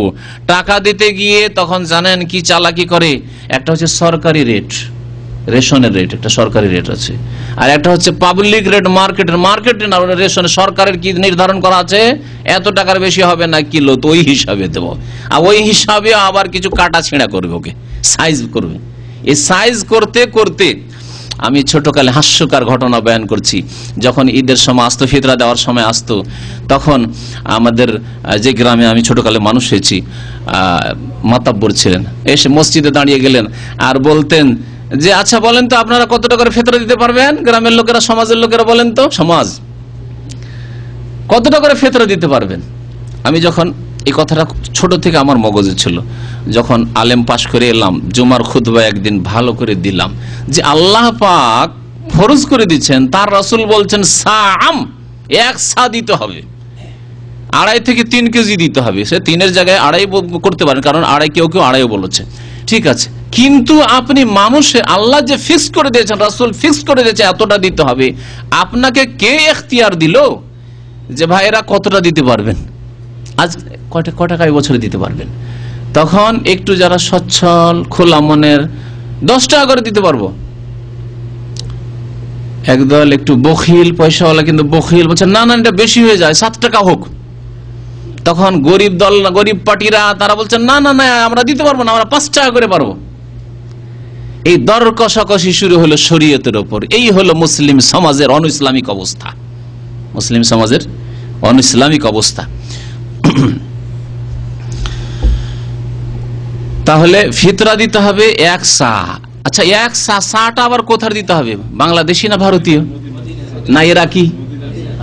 বড় আফসোসের বিষয়, হানাফি ভাইরা দেওবন্দি হোক আর বেরেলভি হোক, ওরা সা তো সা শব্দটা রেখেছে, কিন্তু সা নিয়েছে কোথাকার? ইরাকি সা, কুফার সা নিতে হবে। নবী করিম সাল্লাল্লাহু আলাইহি ওয়াসাল্লাম তার জিন্দেগিতে কুফা যাননি। কুফার সা তো দূরের কথা, জীবনে তিনি কুফার সফর করেননি, ইরাকের সফর রাসূলুল্লাহ সাল্লাল্লাহু আলাইহি ওয়াসাল্লাম করেননি। আর বাল্যকালে শাম দেশে সফর করেছেন, ব্যবসায়ী সফর হয়তো, কিন্তু নবী হওয়ার আগে। কিন্তু কুফার ইরাকের কোন সফর নেই রাসূলুল্লাহ সাল্লাল্লাহু আলাইহি ওয়াসাল্লাম। তাহলে কুফার আর ইরাকের সা কোত্থেকে আসলো? ইমাম আবু হানিফা রাহমাতুল্লাহ জন্ম সেই জন্যই এত মুতাবাররিক। আর নবী করিম সাল্লাল্লাহু আলাইহি ওয়াসাল্লাম যেখানে হিজরত করে আসলেন, লক্ষ লক্ষ সাহাবায়ে কেরামের জন্ম, সেখানে তাদের মত মদিনা মুনাওয়ারা, মদিনার সা দিয়ে দিতে হবে না? যেখানকার সা মানে কাঠা পাত্র রাসূলুল্লাহ সাল্লাল্লাহু আলাইহি ওয়াসাল্লাম ব্যবহার করেন। সা মানে ওজন নাই। আজকালকার জামানায় ধান গম পাট দাঁড়ি পাল্লায় ওজন করা শুরু হয়েছে। আসলে দাঁড়ি পাল্লায় ধান গম পাট এসব ওজন করা ছিল না, দেখেছে? খাদ্যদ্রব্য দাঁড়ি পাল্লায় ওজন করা কোনো কালই ছিল না রাসূলুল্লাহ সাল্লাল্লাহু আলাইহি ওয়াসাল্লামের জামানায়। তখন কাঠাতে, আড়িতে, ধামাতে, আড়ি ধামা বুঝেন কি বুঝেন না আপনারা? তারা মহিলারা যে কাঠাতে চাউল মাপ করে আবার হাঁড়িতে দেয় পাক শাকের জন্য। আজকাল টিনের ডিব্বা উঠার পরে ওগুলো ছুটে বেঁতের হয়তো আপনার ওই কাঠাগুলি। তো এই হচ্ছে আপনার সা এক ধরনের পাত্র হয়তো, যাতে মোটামুটি 2.5 থেকে 3 কেজি খেজুর আসত। সেই কাঠা ছিল নবী সাল্লাল্লাহু আলাইহি ওয়াসাল্লামের মদিনার কাঠা সা ছিল। সুতরাং মদিনার সা দিতে হবে, এটি হচ্ছে সুন্নত তরিকা। কুফার সা হচ্ছে সুন্নতের খেলাফ, ইরাকি সা সুন্নতের খেলাফ। ইরাকি সায়ের ওজন বড় হয়ে যায়, তখন ফেসে গেল হানাফি ভাইরা। এখানে দিতে হয়েছিল 2.5 কেজি, ওটা 4 সের হয়ে যায়, মেলা হয়ে যায়, ওটা 3.5 কেজির মতো হয়ে যায়। তার আর 1 কেজি বেশি লেগে যাচ্ছে। তাহলে কি করতে হবে? এটাকে তো হালকা কাটছাট করে একটু সাইজ করে হালকা করতে হবে। তখন বলছে এক কাজ করো, মুআবিয়া রাদিয়াল্লাহু আমির মুআবিয়ার একটা ফতোয়া আছে, উনি বলেছিলেন যে আধা সা দিতে হবে। সুতরাং হানাফি ফতোয়া হচ্ছে আধসা যখন করে দিল তখন কমে গেল সুবিধাবাদী মুসলমান। দেখলেন, এই আধা সার ইতিহাস হচ্ছে এইরকম।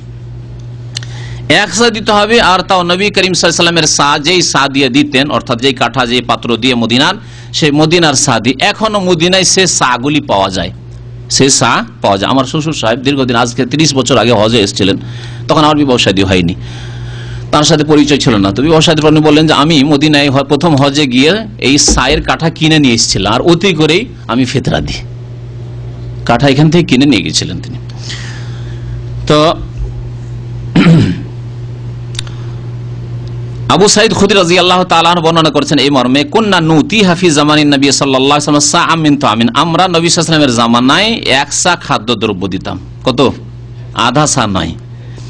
আও সাআম মিন তামরিন, 1 সা খেজুর দিতাম। আও সাআম মিন শাইরিন, জব দিল 1 সা দিতাম। আও সাআম মিন জাবিবিন, কিশমিশ দিল 1 সা দিতাম। ফালাম্মা জা মুআবিয়া, তো মুআবিয়া রাদিয়াল্লাহু তাআলা একবার আসলেন মদিনা, খলিফা হলেন, আর মদিনা আসলেন বেড়াতে। ওয়াজাআতিস সামরা, আর গম আসলো, খুব মোটা মোটা দানার গম শাম দেশ থেকে আসলো।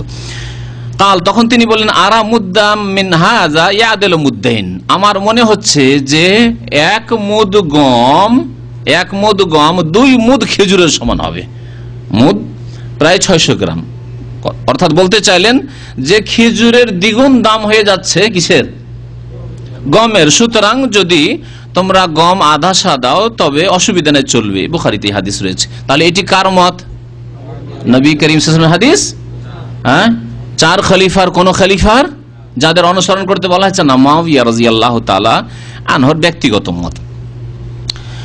আব্দুল্লাহ বিন উমর রাদিয়াল্লাহু তাআলা আনহু আরেকটি হাদিস বর্ণনা করেছেন, ফরাজান নবী সাল্লাল্লাহু আলাইহি ওয়াসাল্লাম সাদাকাতুল ফিতর, নবী সাল্লাল্লাহু আলাইহি ওয়াসাল্লাম ফরজ করেছেন সাদকায়ে ফিতর বা সাদকা রমজান বলেছেন, আলা যাকারি ওয়াল উনসা ওয়াল হুররি ওয়াল মামলুক সাআ মিন তামরিন আও সাআ মিন শাইরিন ফাআদালা নাসু বিহি নিসফা সাইন মুররিন। তারপরে লোকেরা করলো কি, আধা সা গম করে দিল, এক সা খেজুর সমান আধা সা করে দিল। আবু সাইদ খুদরি রাদিয়াল্লাহু তাআলা আনহু যেই হাদিসটিতে আছে যে তিনি মুআবিয়া রাদিয়াল্লাহু তাআলা আনহুর সামনে প্রতিবাদ করেছিলেন, মুআবিয়া রাদিয়াল্লাহু তাআলার পক্ষ থেকে মারওয়ান বিন হাকাম যে মদিনার গভর্নর ছিলেন তার সামনে প্রতিবাদ করেছিলেন। তো ওই হাদিসটি আপনাদের শোনাই। বলছেন, কুন্না নুখরিজু ইজ কানা ফিনা রাসূলুল্লাহ সাল্লাল্লাহু আলাইহি ওয়াসাল্লাম যাকাতাল ফিতরি আন কুল্লি সাগীরিন ওয়া কাবীরিন হুররিন আও মামলুকিন সাআম মিন তুআমিন।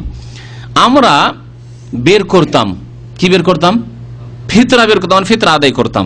ইজ কানা ফিনা রাসূলুল্লাহ, যখন রাসূলুল্লাহ আমাদের বিচে ছিলেন, মানে রাসূলুল্লাহ যখন জীবদ্দশায় ছিলেন বা হায়াত ছিলেন।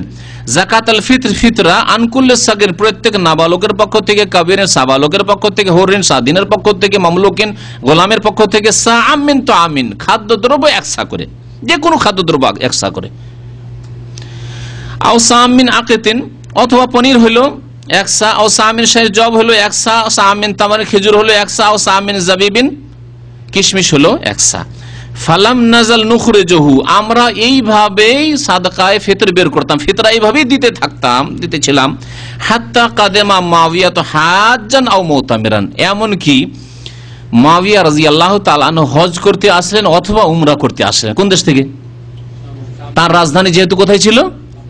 দামেস্কে ছিল, শাম দেশ থেকে আসলেন। ফাকাল্লামান নাস আল মিম্বার, মদিনার মিম্বারে চললেন, যেহেতু তিনি খলিফা মদিনার মিম্বারে চললেন। আল ফাকানা ফিমা কাল্লামা বিহিন নাস, লোকজনকে যে বক্তব্য দিলেন তার একটি বিষয় ছিল, ইন্নী আরা আন্না মুদ্দাইন মিন সামারাইশ শাম তাদিলু সাআম মিন তামরিন, আমার মত হচ্ছে যে শাম দেশের এই যে মূল্যবান গম, এটি খেজুরের এক সার, এক আন্না মুদ্দাইন মিন সামারাইশ শাম, 2 মুদ যদি হয়, 2 মুদ যদি 600 করে দিই তো 1200 গ্রাম, মানে কতটি হচ্ছে? হ্যাঁ, প্রায় 100 কেজির কাছাকাছি। তাহলে 2 মুদ, আনুমানিক 2 মুদ, শাম দেশের 2 মুদ গম, তাদেরও সাআম মিন তামারিন, এক সা খেজুরের সমান হয়ে যাচ্ছে। তাহলে এক কেজি 200 গ্রাম, মানে 100 কেজি গমই যদি এক সা, মানে 2.5 কেজির সমান হয়ে যায়, তাহলে তার মত কি বলতে চাইলেন তিনি, যে তোমরা যদি অর্ধেক দিয়ে দাও গম, আধা সা দিয়ে দাও তাহলে চলবে, এ কথা বললেন তিনি। ফাআখাযান নাসু বিযালিকা, লোকেরা কিন্তু দেখলো যে সুবিধায় খলিফা যখন বলছেন আর আধা সা দেওয়ার ব্যাপার স্যাপার আছে, লোকেরা দিতে লাগলো, অনেকেই দিতে লাগলো। ফাকাল আবু সাইদ, এখন শুনেন, আবু সাইদ খুদরি রাদিয়াল্লাহু তাআলা আনহু, নবী করিম সাল্লাল্লাহু আলাইহি ওয়াসাল্লাম প্রখ্যাত সাহাবী এবং অনেকগুলি হাদিস তিনি বর্ণনা করেছেন। তিনি করলেন কি, বললেন সাথে সাথে, আম্মা আনা, বলছে ফা আম্মা আনা ফালা আযাল উখরিজুহু আবাদান মা ইশতু, আমি নিজের কথা বলছি, ফালা আযাল উখরিজুহু আবাদান, সর্বদাই ওইভাবে আদায় করব, বের করব ফিতরা, যেইভাবে নবী সাল্লাল্লাহু আলাইহি ওয়াসাল্লামের জামানায় বের করেছে। মা ইশতু, যতদিন আমি বেঁচে থাকব, আমি যতদিন বেঁচে আছি একসা করে দিতাম আল্লাহ নবীর জামানায়, ওইভাবে একসা করে আমি দিতে থাকবো। আবু দাউদের হাদিস, হাদিসটি সহিহ, আবু দাউদের হাদিস, হাদিস সহিহ। তাহলে কেউ যদি দাবি করে যে না আধা সার উপর ইজমা হয়ে গেছে, যেমন সুবিধাবাদী ভাইয়েরা আমার দেশের কি করবে, বলবে যে আধা সা কেন, বলছে মুআবিয়া রাদিয়াল্লাহু তাআলা বলেছেন আর লোকের ইজমা হয়ে গেছে। ইজমা হইল প্রখ্যাত সাহাবী মুআবিয়া রাদিয়াল্লাহু তাআলা আনহুর মত, বরং তার চাইতেও মর্যাদা সম্পন্ন সাহাবী, হাদিস মুখস্থর দিক দিয়ে, হাদিস বর্ণনার দিক দিয়ে, দিনের জ্ঞানের দিক দিয়ে তার চাইতে মর্যাদা সম্পন্ন সাহাবী। আবু সাইদ খুদরি বিরোধিতা করলেন, এর নাম কি ইজমা? না ইজমা ভঙ্গ হয়ে গেল, একমত হলো না। তাহলে বরং তিনি হকের উপরে ছিলেন যে না, এই ইজতিহাদ চলবে না, নবী সাল্লাল্লাহু আলাইহি ওয়াসাল্লাম নির্ধারিত করেছেন সেটাই থাক, একসা, যা কিছু হোক একসা দিতে হবে। তারপরে যুগ বিশেষে অবস্থা আরো পরিবর্তন হতে পারে। দেখেন আমাদের দেশে যান, তখন গমের দাম বেশি হয়ে গেছিল, খেজুর সস্তা হয়ে গেছিল। এখন বাংলাদেশে আধা সা খেজুর দেন তো দেখি, 1 সা গম না দিয়ে, চাউল না দিয়ে আধা সা খেজুর দেন তো দেখি, 100 কেজি খেজুর কত দাম লাগে। পনির দেন তো, আধাসা পনির দেন তো দেখি, কিশমিশ দেন তো, আধাসা কিশমিশ দেন তো দেখি। হ্যাঁ, সুতরাং নবী সাল্লাল্লাহু আলাইহি ওয়াসাল্লাম ঝামেলা সাফ করে দিয়ে চলে গেছেন যে বাবা সা দিতে হবে, যা দিবে দাও, এই জিনিসগুলোর খাদ্যদ্রব্য থেকে এক সা দাও। কোন বছরে ঝগড়া করতে হবে না, বসতে হবে না, মিটিং করতে হবে না, সমাজে কে কত দিতে পারবেন, কোনটা দিবেন, চাল দেবেন না গম দেবেন, এইসব ঝামেলা করতে হবে। কিয়ামত পর্যন্ত সমস্যার সমাধান করে দিয়ে রাসূলুল্লাহ সাল্লাল্লাহু আলাইহি ওয়াসাল্লাম বিদায় নিয়েছেন। সমস্যার সমাধান হয়ে গেছে, আলহামদুলিল্লাহ। আচ্ছা, দিতে হবে কি বস্তু? একটু আগে বললাম যে কিছু লোকেরা কি করে, হ্যাঁ, টাকা দেয়। টাকা দেওয়া জায়েজ নয়। তবে একটি রাস্তা আছে, সেটা হচ্ছে যে আপনি সরাসরি ফকির পাচ্ছেন না, সরাসরি ফকির পাচ্ছেন না, ফকির পেলে ফকিরকে টাকা দেওয়া চলবে না, ফকিরকে খাদ্যদ্রব্য দিতে হবে। তখন একজন কোন আলেমকে, কোন ব্যক্তিকে আপনি আপনার দায়িত্ব দিলেন যে আমার ফিতরাটা কাকে দেবো, গরিব খুঁজে পাচ্ছি না, তা আপনি গরিবকে দিয়ে দিয়েন, এই টাকাটা নেন, এই টাকা দিয়ে 3 কেজি চাউল কিনে দিয়ে দিবেন, এটা জায়েজ আছে। এটাতে ফিতরা টাকা দেওয়া হলো না, ফিতরা কেনার জন্য পয়সা দেওয়া হলো, ফিতরা কেনার জন্য পয়সা দেওয়া হলো। সুতরাং আজকাল যেখানে 10 রিয়াল বা কিছু বা 15 রিয়ালই হোক, গত বছর যেমন হয়েছিল, যেটা কোন প্রতিষ্ঠান জমা করছে, সেটা দিয়ে জমা করে সৌদি আরবে কোনোদিন টাকার ফিতরা নেওয়া হয় না, তা দিয়ে চাউল কেনা হচ্ছে, চাউল কিনে ফকির মিসকিনকে বিতরণ করা হচ্ছে। কিন্তু নাজায়েজ কাজ হচ্ছে আমাদের দেশে, খাদ্যদ্রব্যের নাম পর্যন্ত নেই, টাকাতেই পরিণত হয়েছে ফিতরা, টাকায় পরিণত হয়ে গেছে, না, চলবে না। টাকা নিয়ে প্রথম কথা, রাসূলুল্লাহ সাল্লাল্লাহু আলাইহি ওয়াসাল্লামের আদেশ পালন করা ফরজ। 2 নম্বর কথা, টাকা গরিব নিয়ে গেল, নিয়ে যাওয়ার পরে খাদ্যদ্রব্য মার্কেটে কিনে পেল না, ঈদের দিনে না খেয়ে থাকলো তার ছেলে মেয়ে। কিন্তু যদি চাউল নিয়ে যেতে পারে তাহলে ছেলে মেয়েকে খাওয়াতে পারবে। তাহলে দিতে হবে কি, খাদ্যদ্রব্য দিতে হবে। খাদ্যদ্রব্য কার? ইবনে উসাইমিন রাহমাতুল্লাহ বলছেন খাদ্যদ্রব্য, আরে পশুরও তো খাদ্যদ্রব্য হয়। হ্যাঁ, পশুর খাবার যদি কেউ দেয় চলবে? আজকাল কিছু জিনিস আছে যেগুলো আজকে থেকে 30 বছর আগে মানুষ খেত, নাম আপনাদের জানা আছে কিনা, এখন পশুতে খায়। সামার ঘাস, এই যে আমার মাথা ঝুঁকাচ্ছে, মশলা চাপে নবাজের লোক বুঝছে আমার কথা।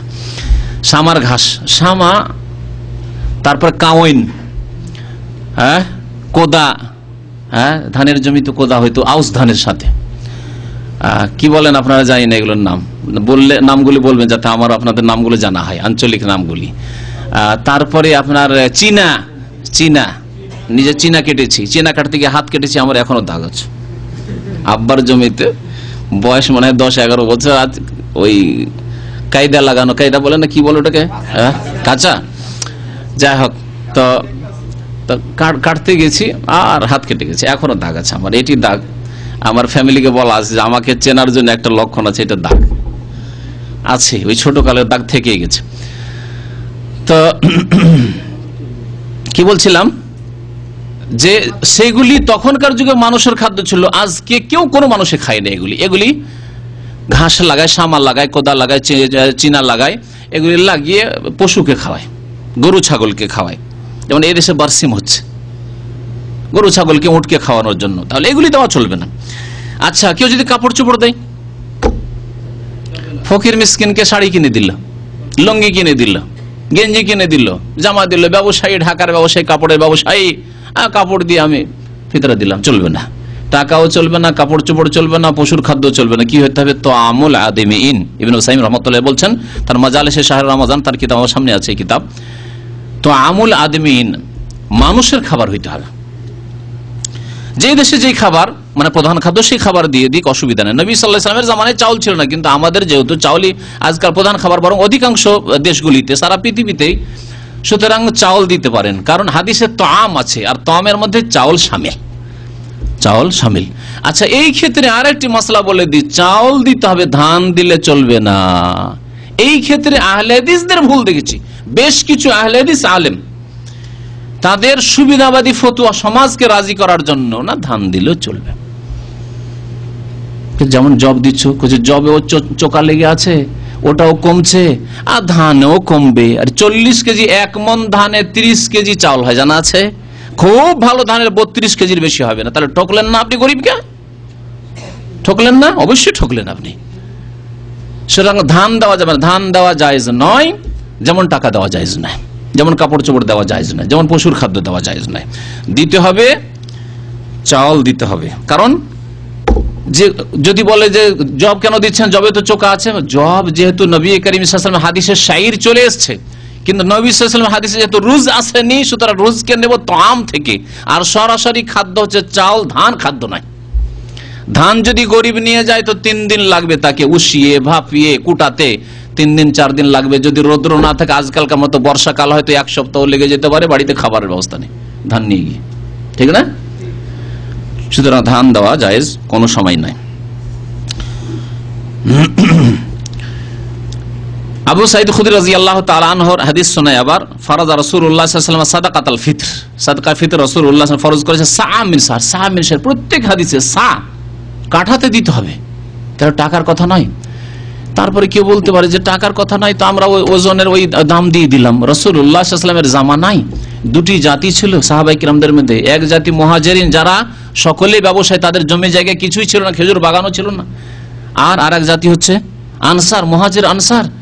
আনসাররা যদিও চাষাবাদ করতেন তারা, কিন্তু মুহাজিররা তাদের পেশাই ছিল ব্যবসা। তাদের কাছে টাকা ছিল, স্বর্ণ ছিল, চাঁদি ছিল, দিরহাম দিনার ছিল। তবুও নবী করিম সাল্লাল্লাহু আলাইহি ওয়াসাল্লাম কোন একজন সাহাবীকে অনুমতি দেননি যে তুমি দিরহাম দিনার দিয়ে, স্বর্ণ দিয়ে, চাঁদি দিয়ে বা টাকা দিয়ে তোমরা ফিতরা দাও। সুতরাং দেওয়ার অবস্থা ছিল, টাকা ছিল এবং টাকাই বেশি ছিল মুহাজিরিনদের কাছে। তারপরে যখন প্রমাণ নেই, তার মানে এটি হচ্ছে ইবাদত। ইবাদতের রূপ পরিবর্তন করা জায়েজ নয়, ইবাদতের রূপ পরিবর্তন করা জায়েজ নয়। শেখ ইবনে উসাইমিন রাহমাতুল্লাহ আরো লিখেছেন যে ফিতরা যদি খাদ্যদ্রব্যের আকারে দেওয়া যায়, তাহলে এটি স্পষ্ট হয়ে উঠছে যে হ্যাঁ, মুসলিমরা ঘরে ঘরে সবাই ফিতরা দিচ্ছে, ফিতরা দিচ্ছে আর নিচ্ছে, গরিবরা নিচ্ছে আর পয়সাওয়ালা সচ্ছলরা দিচ্ছে। যাদের ফিতরা দেওয়ার শক্তি আছে তারা ফিতরা দিচ্ছে, বুঝতে পারা যাবে। কিন্তু টাকার যদি তরিকা ধরে না হয়, তাহলে টাকা মানুষ লুকিয়ে লুকিয়ে দেওয়া দেই করে, দিল হাতে ঢুকিয়ে নিল, দিল হাতে নিয়ে পকেটে ঢুকিয়ে নিল। তাহলে এটি স্পষ্ট ইবাদত শাইরা, যে স্পষ্ট ইবাদত হয়ে ফুটে উঠবে না। জামাতে যদি মানুষ নামাজ না পড়তো, ঘরে ঘরে সকলে নামাজ পড়ছে, বেনামাজি নেই, কিন্তু জামাতে যদি নামাজ না হতো, নামাজ ফুটে উঠতো না। কিন্তু আজান হচ্ছে, একামত হচ্ছে, জামাতে লোক যাচ্ছে, 5 বারে নামাজ কত সুন্দর ফুটে উঠছে। ওই রকমই ফিতরা খাদ্যদ্রব্যে দেওয়াতে ফুটে উঠছে যে কত সুন্দর ইবাদত। দেখেন রাস্তায় রাস্তায় কেউ ফিতরা দিচ্ছে, কেউ ফিতরা নিচ্ছে, নিয়ে যাচ্ছে, স্পষ্ট উঠছে ইবাদতটি। কিন্তু টাকা হইলে লুকিয়ে, যেমন যাকাত, দেখা যায় না যে কে কোথায় যাকাত দিচ্ছে, দেখতে পাচ্ছেন কোথাও? অথচ যাকাত দেওয়ালাদের সংখ্যা অনেক রয়েছে, তারপরে বোঝা ফুটে উঠছে না এই যে যাকাত কোথায় দেওয়া হচ্ছে না হচ্ছে। তো এই জন্য ফিতরাতে খাদ্যদ্রব্যই দিতে হবে। এই ক্ষেত্রে বেশ কিছু হাদিস রয়েছে, সেই হাদিসগুলি আর শোনাবার দরকার নেই। আর একটি বিষয় শোনাচ্ছি যে আপনি এই ফিতরা দিবেন কোথায়? আপনি যেখানে আছেন সেখানে দেবেন, না আপনার দেশের বাড়িতে দেবেন? প্রবাসী বিদেশে আছেন বিশেষ করে, এই মাসলা আমাদের জন্য আরো বেশি জরুরি হয়ে যায়। এই ক্ষেত্রে উলামায়ে কেরামের ফতোয়া হচ্ছে যে যে যেখানে আছেন সেখানে দেওয়াই উত্তম, যদি সেখানে সে ফকির পায়। ফকির গরিব যদি পায়, যে যেখানে আছে সেখানে দেবে। আপনি প্রবাসী এখানে আছেন, এখানে ফকির পাচ্ছেন, ফকিরকে দেবেন, ওখানকার লোকেরা ওখানে দেবে। কিন্তু যদি দেখা যায় যে এখানে ফকির কম, দরিদ্র অভাবী কম, আর আমার গ্রামে আমার দেশে ফকির গরিব অনেক বেশি, আর আমানত হাতে আমি পৌঁছাতে পারবো, আমানত হাতে আপনি সরাসরি দিতে পারছেন না, যাকে বলছেন আমার ফিতরাটা দিয়ে দেন সেই ব্যক্তি বিশ্বস্ত হইতে হবে। এমন না হয় যে সে নিজেই খেয়ে গেল আমার দেশের রাজনৈতিক নেতাদের জিআরটি এর খাওয়ার, হ্যাঁ, রিলিফ খাওয়ার মতো করে, ওই রকম না হয়। যাতে বিশ্বস্ত ব্যক্তি দিয়ে যাকাত বন্টন যদি না হয়, বিশ্বস্ত ব্যক্তি দিয়ে যদি ফিতরা বন্টন না হয়, তো ফিতরা নিজেই খেয়ে ফেলবে। অনেকের আছে আপন মায়ের পেটের ভাই, কিন্তু আস্থা করতে পারছেন না যে সে ফিতরা আমি দেব, এখান থেকে 100 রিয়াল পাঠাবো, সেটা দিয়ে কিনে আমার যতটা ফিতরা আছে দিবে কিনা আল্লাহ পাক জানে। তাহলে এইরকম যাকে বিশ্বাস করতে পারছেন না, তাকে দিয়ে আপনার ফিতরা বন্টন জায়েজ নয়। দূরে যদি দেখা যায় যে কোনো দেশে বেশি অভাব রয়েছে, দুর্ভিক্ষ রয়েছে, তাহলে সেই দেশে যদিও দূরে হয় তাহলে সেখানে পৌঁছে দেওয়া যাবে, তাতে কোনো অসুবিধা নেই। এই ফিতরার হকদার কে? ফিতরা পাবে কে? যাকাতের ক্ষেত্রে যেমন 8টি ভাগ আছে, এইরকম 8টি ভাগ ফিতরার ক্ষেত্রে বলা হয়নি। ফিতরার ক্ষেত্রে নবী করিম সাল্লাল্লাহু আলাইহি ওয়াসাল্লাম কি বলেছেন? ওয়াতামাতুল লিল মাসাকিন, মিসকিনদের খাদ্যের ব্যবস্থা করো। তাহলে প্রথম হক হচ্ছে যারা মিসকিন, অভাবী, যাদের খাবার জুটে না, একেবারে বাড়িতে খাবার নেই, অথবা 3 বারের খাবারে 2 বার আছে, সকালে নাস্তা আছে, দুপুর আছে, রাতের খাবার নেই, এইরকম মাসের 20 দিনের খরচ তো মোটামুটি চাকরি করে চলে আসে, 10 দিনের খরচ জুটাতে পারে না, 5 দিনের খরচ জুটাতে পারে না, এইরকম লোককে দেওয়া যাবে। আর এক শ্রেণীর লোককে দেওয়া যাবে হয়তো মাসের খরচ তার উঠে যাচ্ছে কিন্তু অনেক ঋণের বোঝা আছে, ঋণ পরিশোধ করতে পারছে, এদিকে ফ্যামিলির খরচ চালালে ঋণ পরিশোধ করতে পারছে না, তাহলে তাকে তার সংসার চালানোর জন্য ফিতরা দেওয়া যাবে বা ঋণ পরিশোধের জন্য ফিতরা দেওয়া যাবে। ঋণ পরিশোধের জন্য ফিতরা দেওয়া, যখন ঋণ শেষ আর দেওয়া যাবে না, ওই রকম অভাবমুক্ত হয়ে গেছে, তাহলে ফিতরা দেওয়া যাবে না। আচ্ছা, ফিতরা যাদের উপরে ফরজ, আরেকটি মাসলা, ফিতরা যাদের উপরে ফরজ কারা তারা? একটা লোক, তার বাড়িতে 3 দিনের খাবার আছে, ঈদের দিন, ঈদের চাঁদ যখন উঠলো ঈদ উল ফিতরে, তখন 3 দিনের খাবার তার কাছে আছে, ফিতরা তাকে দিতে হবে না হবে না? মানে তার উপর ফিতরা ফরজ কিনা? হ্যাঁ, ঈদের দিনের খাবার রেখে যদি তার ফ্যামিলির সদস্য যারা আছে সদস্যের ফিতরা দিতে পারে তাহলে দিতে হবে। তাহলে ফিতরার জন্য আমাদের দেশের আবার হানাফি মাযহাবের একটি ভুল ফতোয়া হচ্ছে যে ফিতরা কার ফরজ? যে সাহেবে নেশাব, মানে যার এতটা পয়সা আছে যে জাকাতে তার নেশাব পৌঁছে যাচ্ছে, অর্থাৎ 500 রিয়াল 600 রিয়াল যার কাছে জমা আছে সারা বছর ধরে, বাংলাদেশি টাকা 10,000 টাকা মোটামুটি যার কাছে জমা আছে সারা বছর ধরে, তার উপর ফিতরা ফরজ। তাহলে আমাদের দেশে, বাংলাদেশ, ভারতে, নেপালে অধিকাংশ মুসলমানদেরই ফিতরা লাগবে না এই ভুল ফতোয়া নিলে। এই ফতোয়া হাদিস ভিত্তিক ফতোয়া নাই।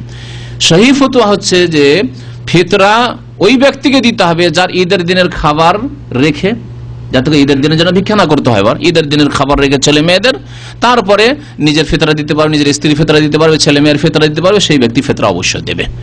ফিতরা দিয়ে দিল, তারপরে দেখছেন আমার এই সওয়াল মাসের খরচ জুটছে না, অভাব, তাহলে সে ফিতরা নিতে পারে, নিজের ফিতরা আদায় করে দেবে, তারপর অন্যদের ফিতরাগুলি নিতে পারবে যদি মাসের খরচ তার কাছে না থাকে। তো ফিতরা সম্পর্কে আমার দেশে আরো যেটা ভুল আছে ফিতরা বন্টনের ক্ষেত্রে, যে ফিতরার সিংহভাগ অংশ মাদ্রাসা নিয়ে যায়। কি আহলে হাদিস মাদ্রাসা, কি দেওবন্দি মাদ্রাসা, কি কওমি মাদ্রাসা, কি আলিয়া মাদ্রাসা, কি বেরলভী মাদ্রাসা, হ্যাঁ, কি জামাতি ভাইদের, এমনকি জামাতি ইসলামী সংগঠন ফিতরা নিয়ে যায়, সংগঠন নামে ফিতরা নিয়ে যাচ্ছে, জায়েজ নয়। কোন সংগঠনকে ফিতরা দেওয়া আর কোন মাদ্রাসায় ফিতরা দেওয়া, মাদ্রাসাতে কিছু এতিম ছেলে থাকে তাদের বোর্ডিং খরচের জন্য খাওয়াবো তাদেরকে, সেটা আলাদা কথা, কিন্তু গরিব ছেলে দরিদ্র ছেলে আছে না, মাদ্রাসার শিক্ষকের বেতন দেওয়ার জন্য, মাদ্রাসার বিল্ডিং তৈরি করার জন্য, মসজিদ নির্মাণের জন্য ইত্যাদি ইত্যাদি চলবে না, ফিতরা দেওয়া যাবে না। অথচ আমাদের সমাজে যা দেখেছি, যেখানে চোখ খুলেছি, মাদ্রাসার কর্তৃপক্ষ আসলে কমিটি এলাকায় 22 গ্রাম ধরে ঘোষণা করে দিয়েছে যে মাদ্রাসাতে 8 আনা দিতে হবে। 8 আনা তো কম বললাম, কোন কোন এলাকার খবর আমার কাছে আছে 12 আনা দিতে হবে। ফিতরার 12 আনা 75% মাদ্রাসায় দিয়ে দিতে হবে, আর 4 আনা ফকিরকে দাও, মিসকিনকে দাও, গ্রামের এতিমকে দাও, বিধবাকে দাও, দূরের দাও। ফিতরার 12 আনা 75%। আর সরদারগুলিও যারা বন্টন করে তারাও জাহেল, ওই জাহেল। যদি মাদ্রাসা চেকে আসে 100 টাকা, আর একটা ফকির যদি আসে 5 টাকা, না হয় 2 টাকা, আর 4 আনা ফকির, শরীয়ত বিরোধী কাজ। তো এই ফিতরা সম্পর্কে বহু ভুল ভ্রান্তি এই ধরনের আছে। আমার মনে হয় আরো কিছু প্রশ্ন আপনাদের থাকতে পারে, যদি ফিতরা সংক্রান্ত প্রশ্ন আপনাদের বিশেষ করে থাকে, আরো মনে কিছু থাকে যে দিকগুলি ছুটে গেল, তাহলে সেই দিকগুলি সম্পর্কে আপনারা জিজ্ঞাসা করতে পারেন। সময় শেষ হতে যাচ্ছে।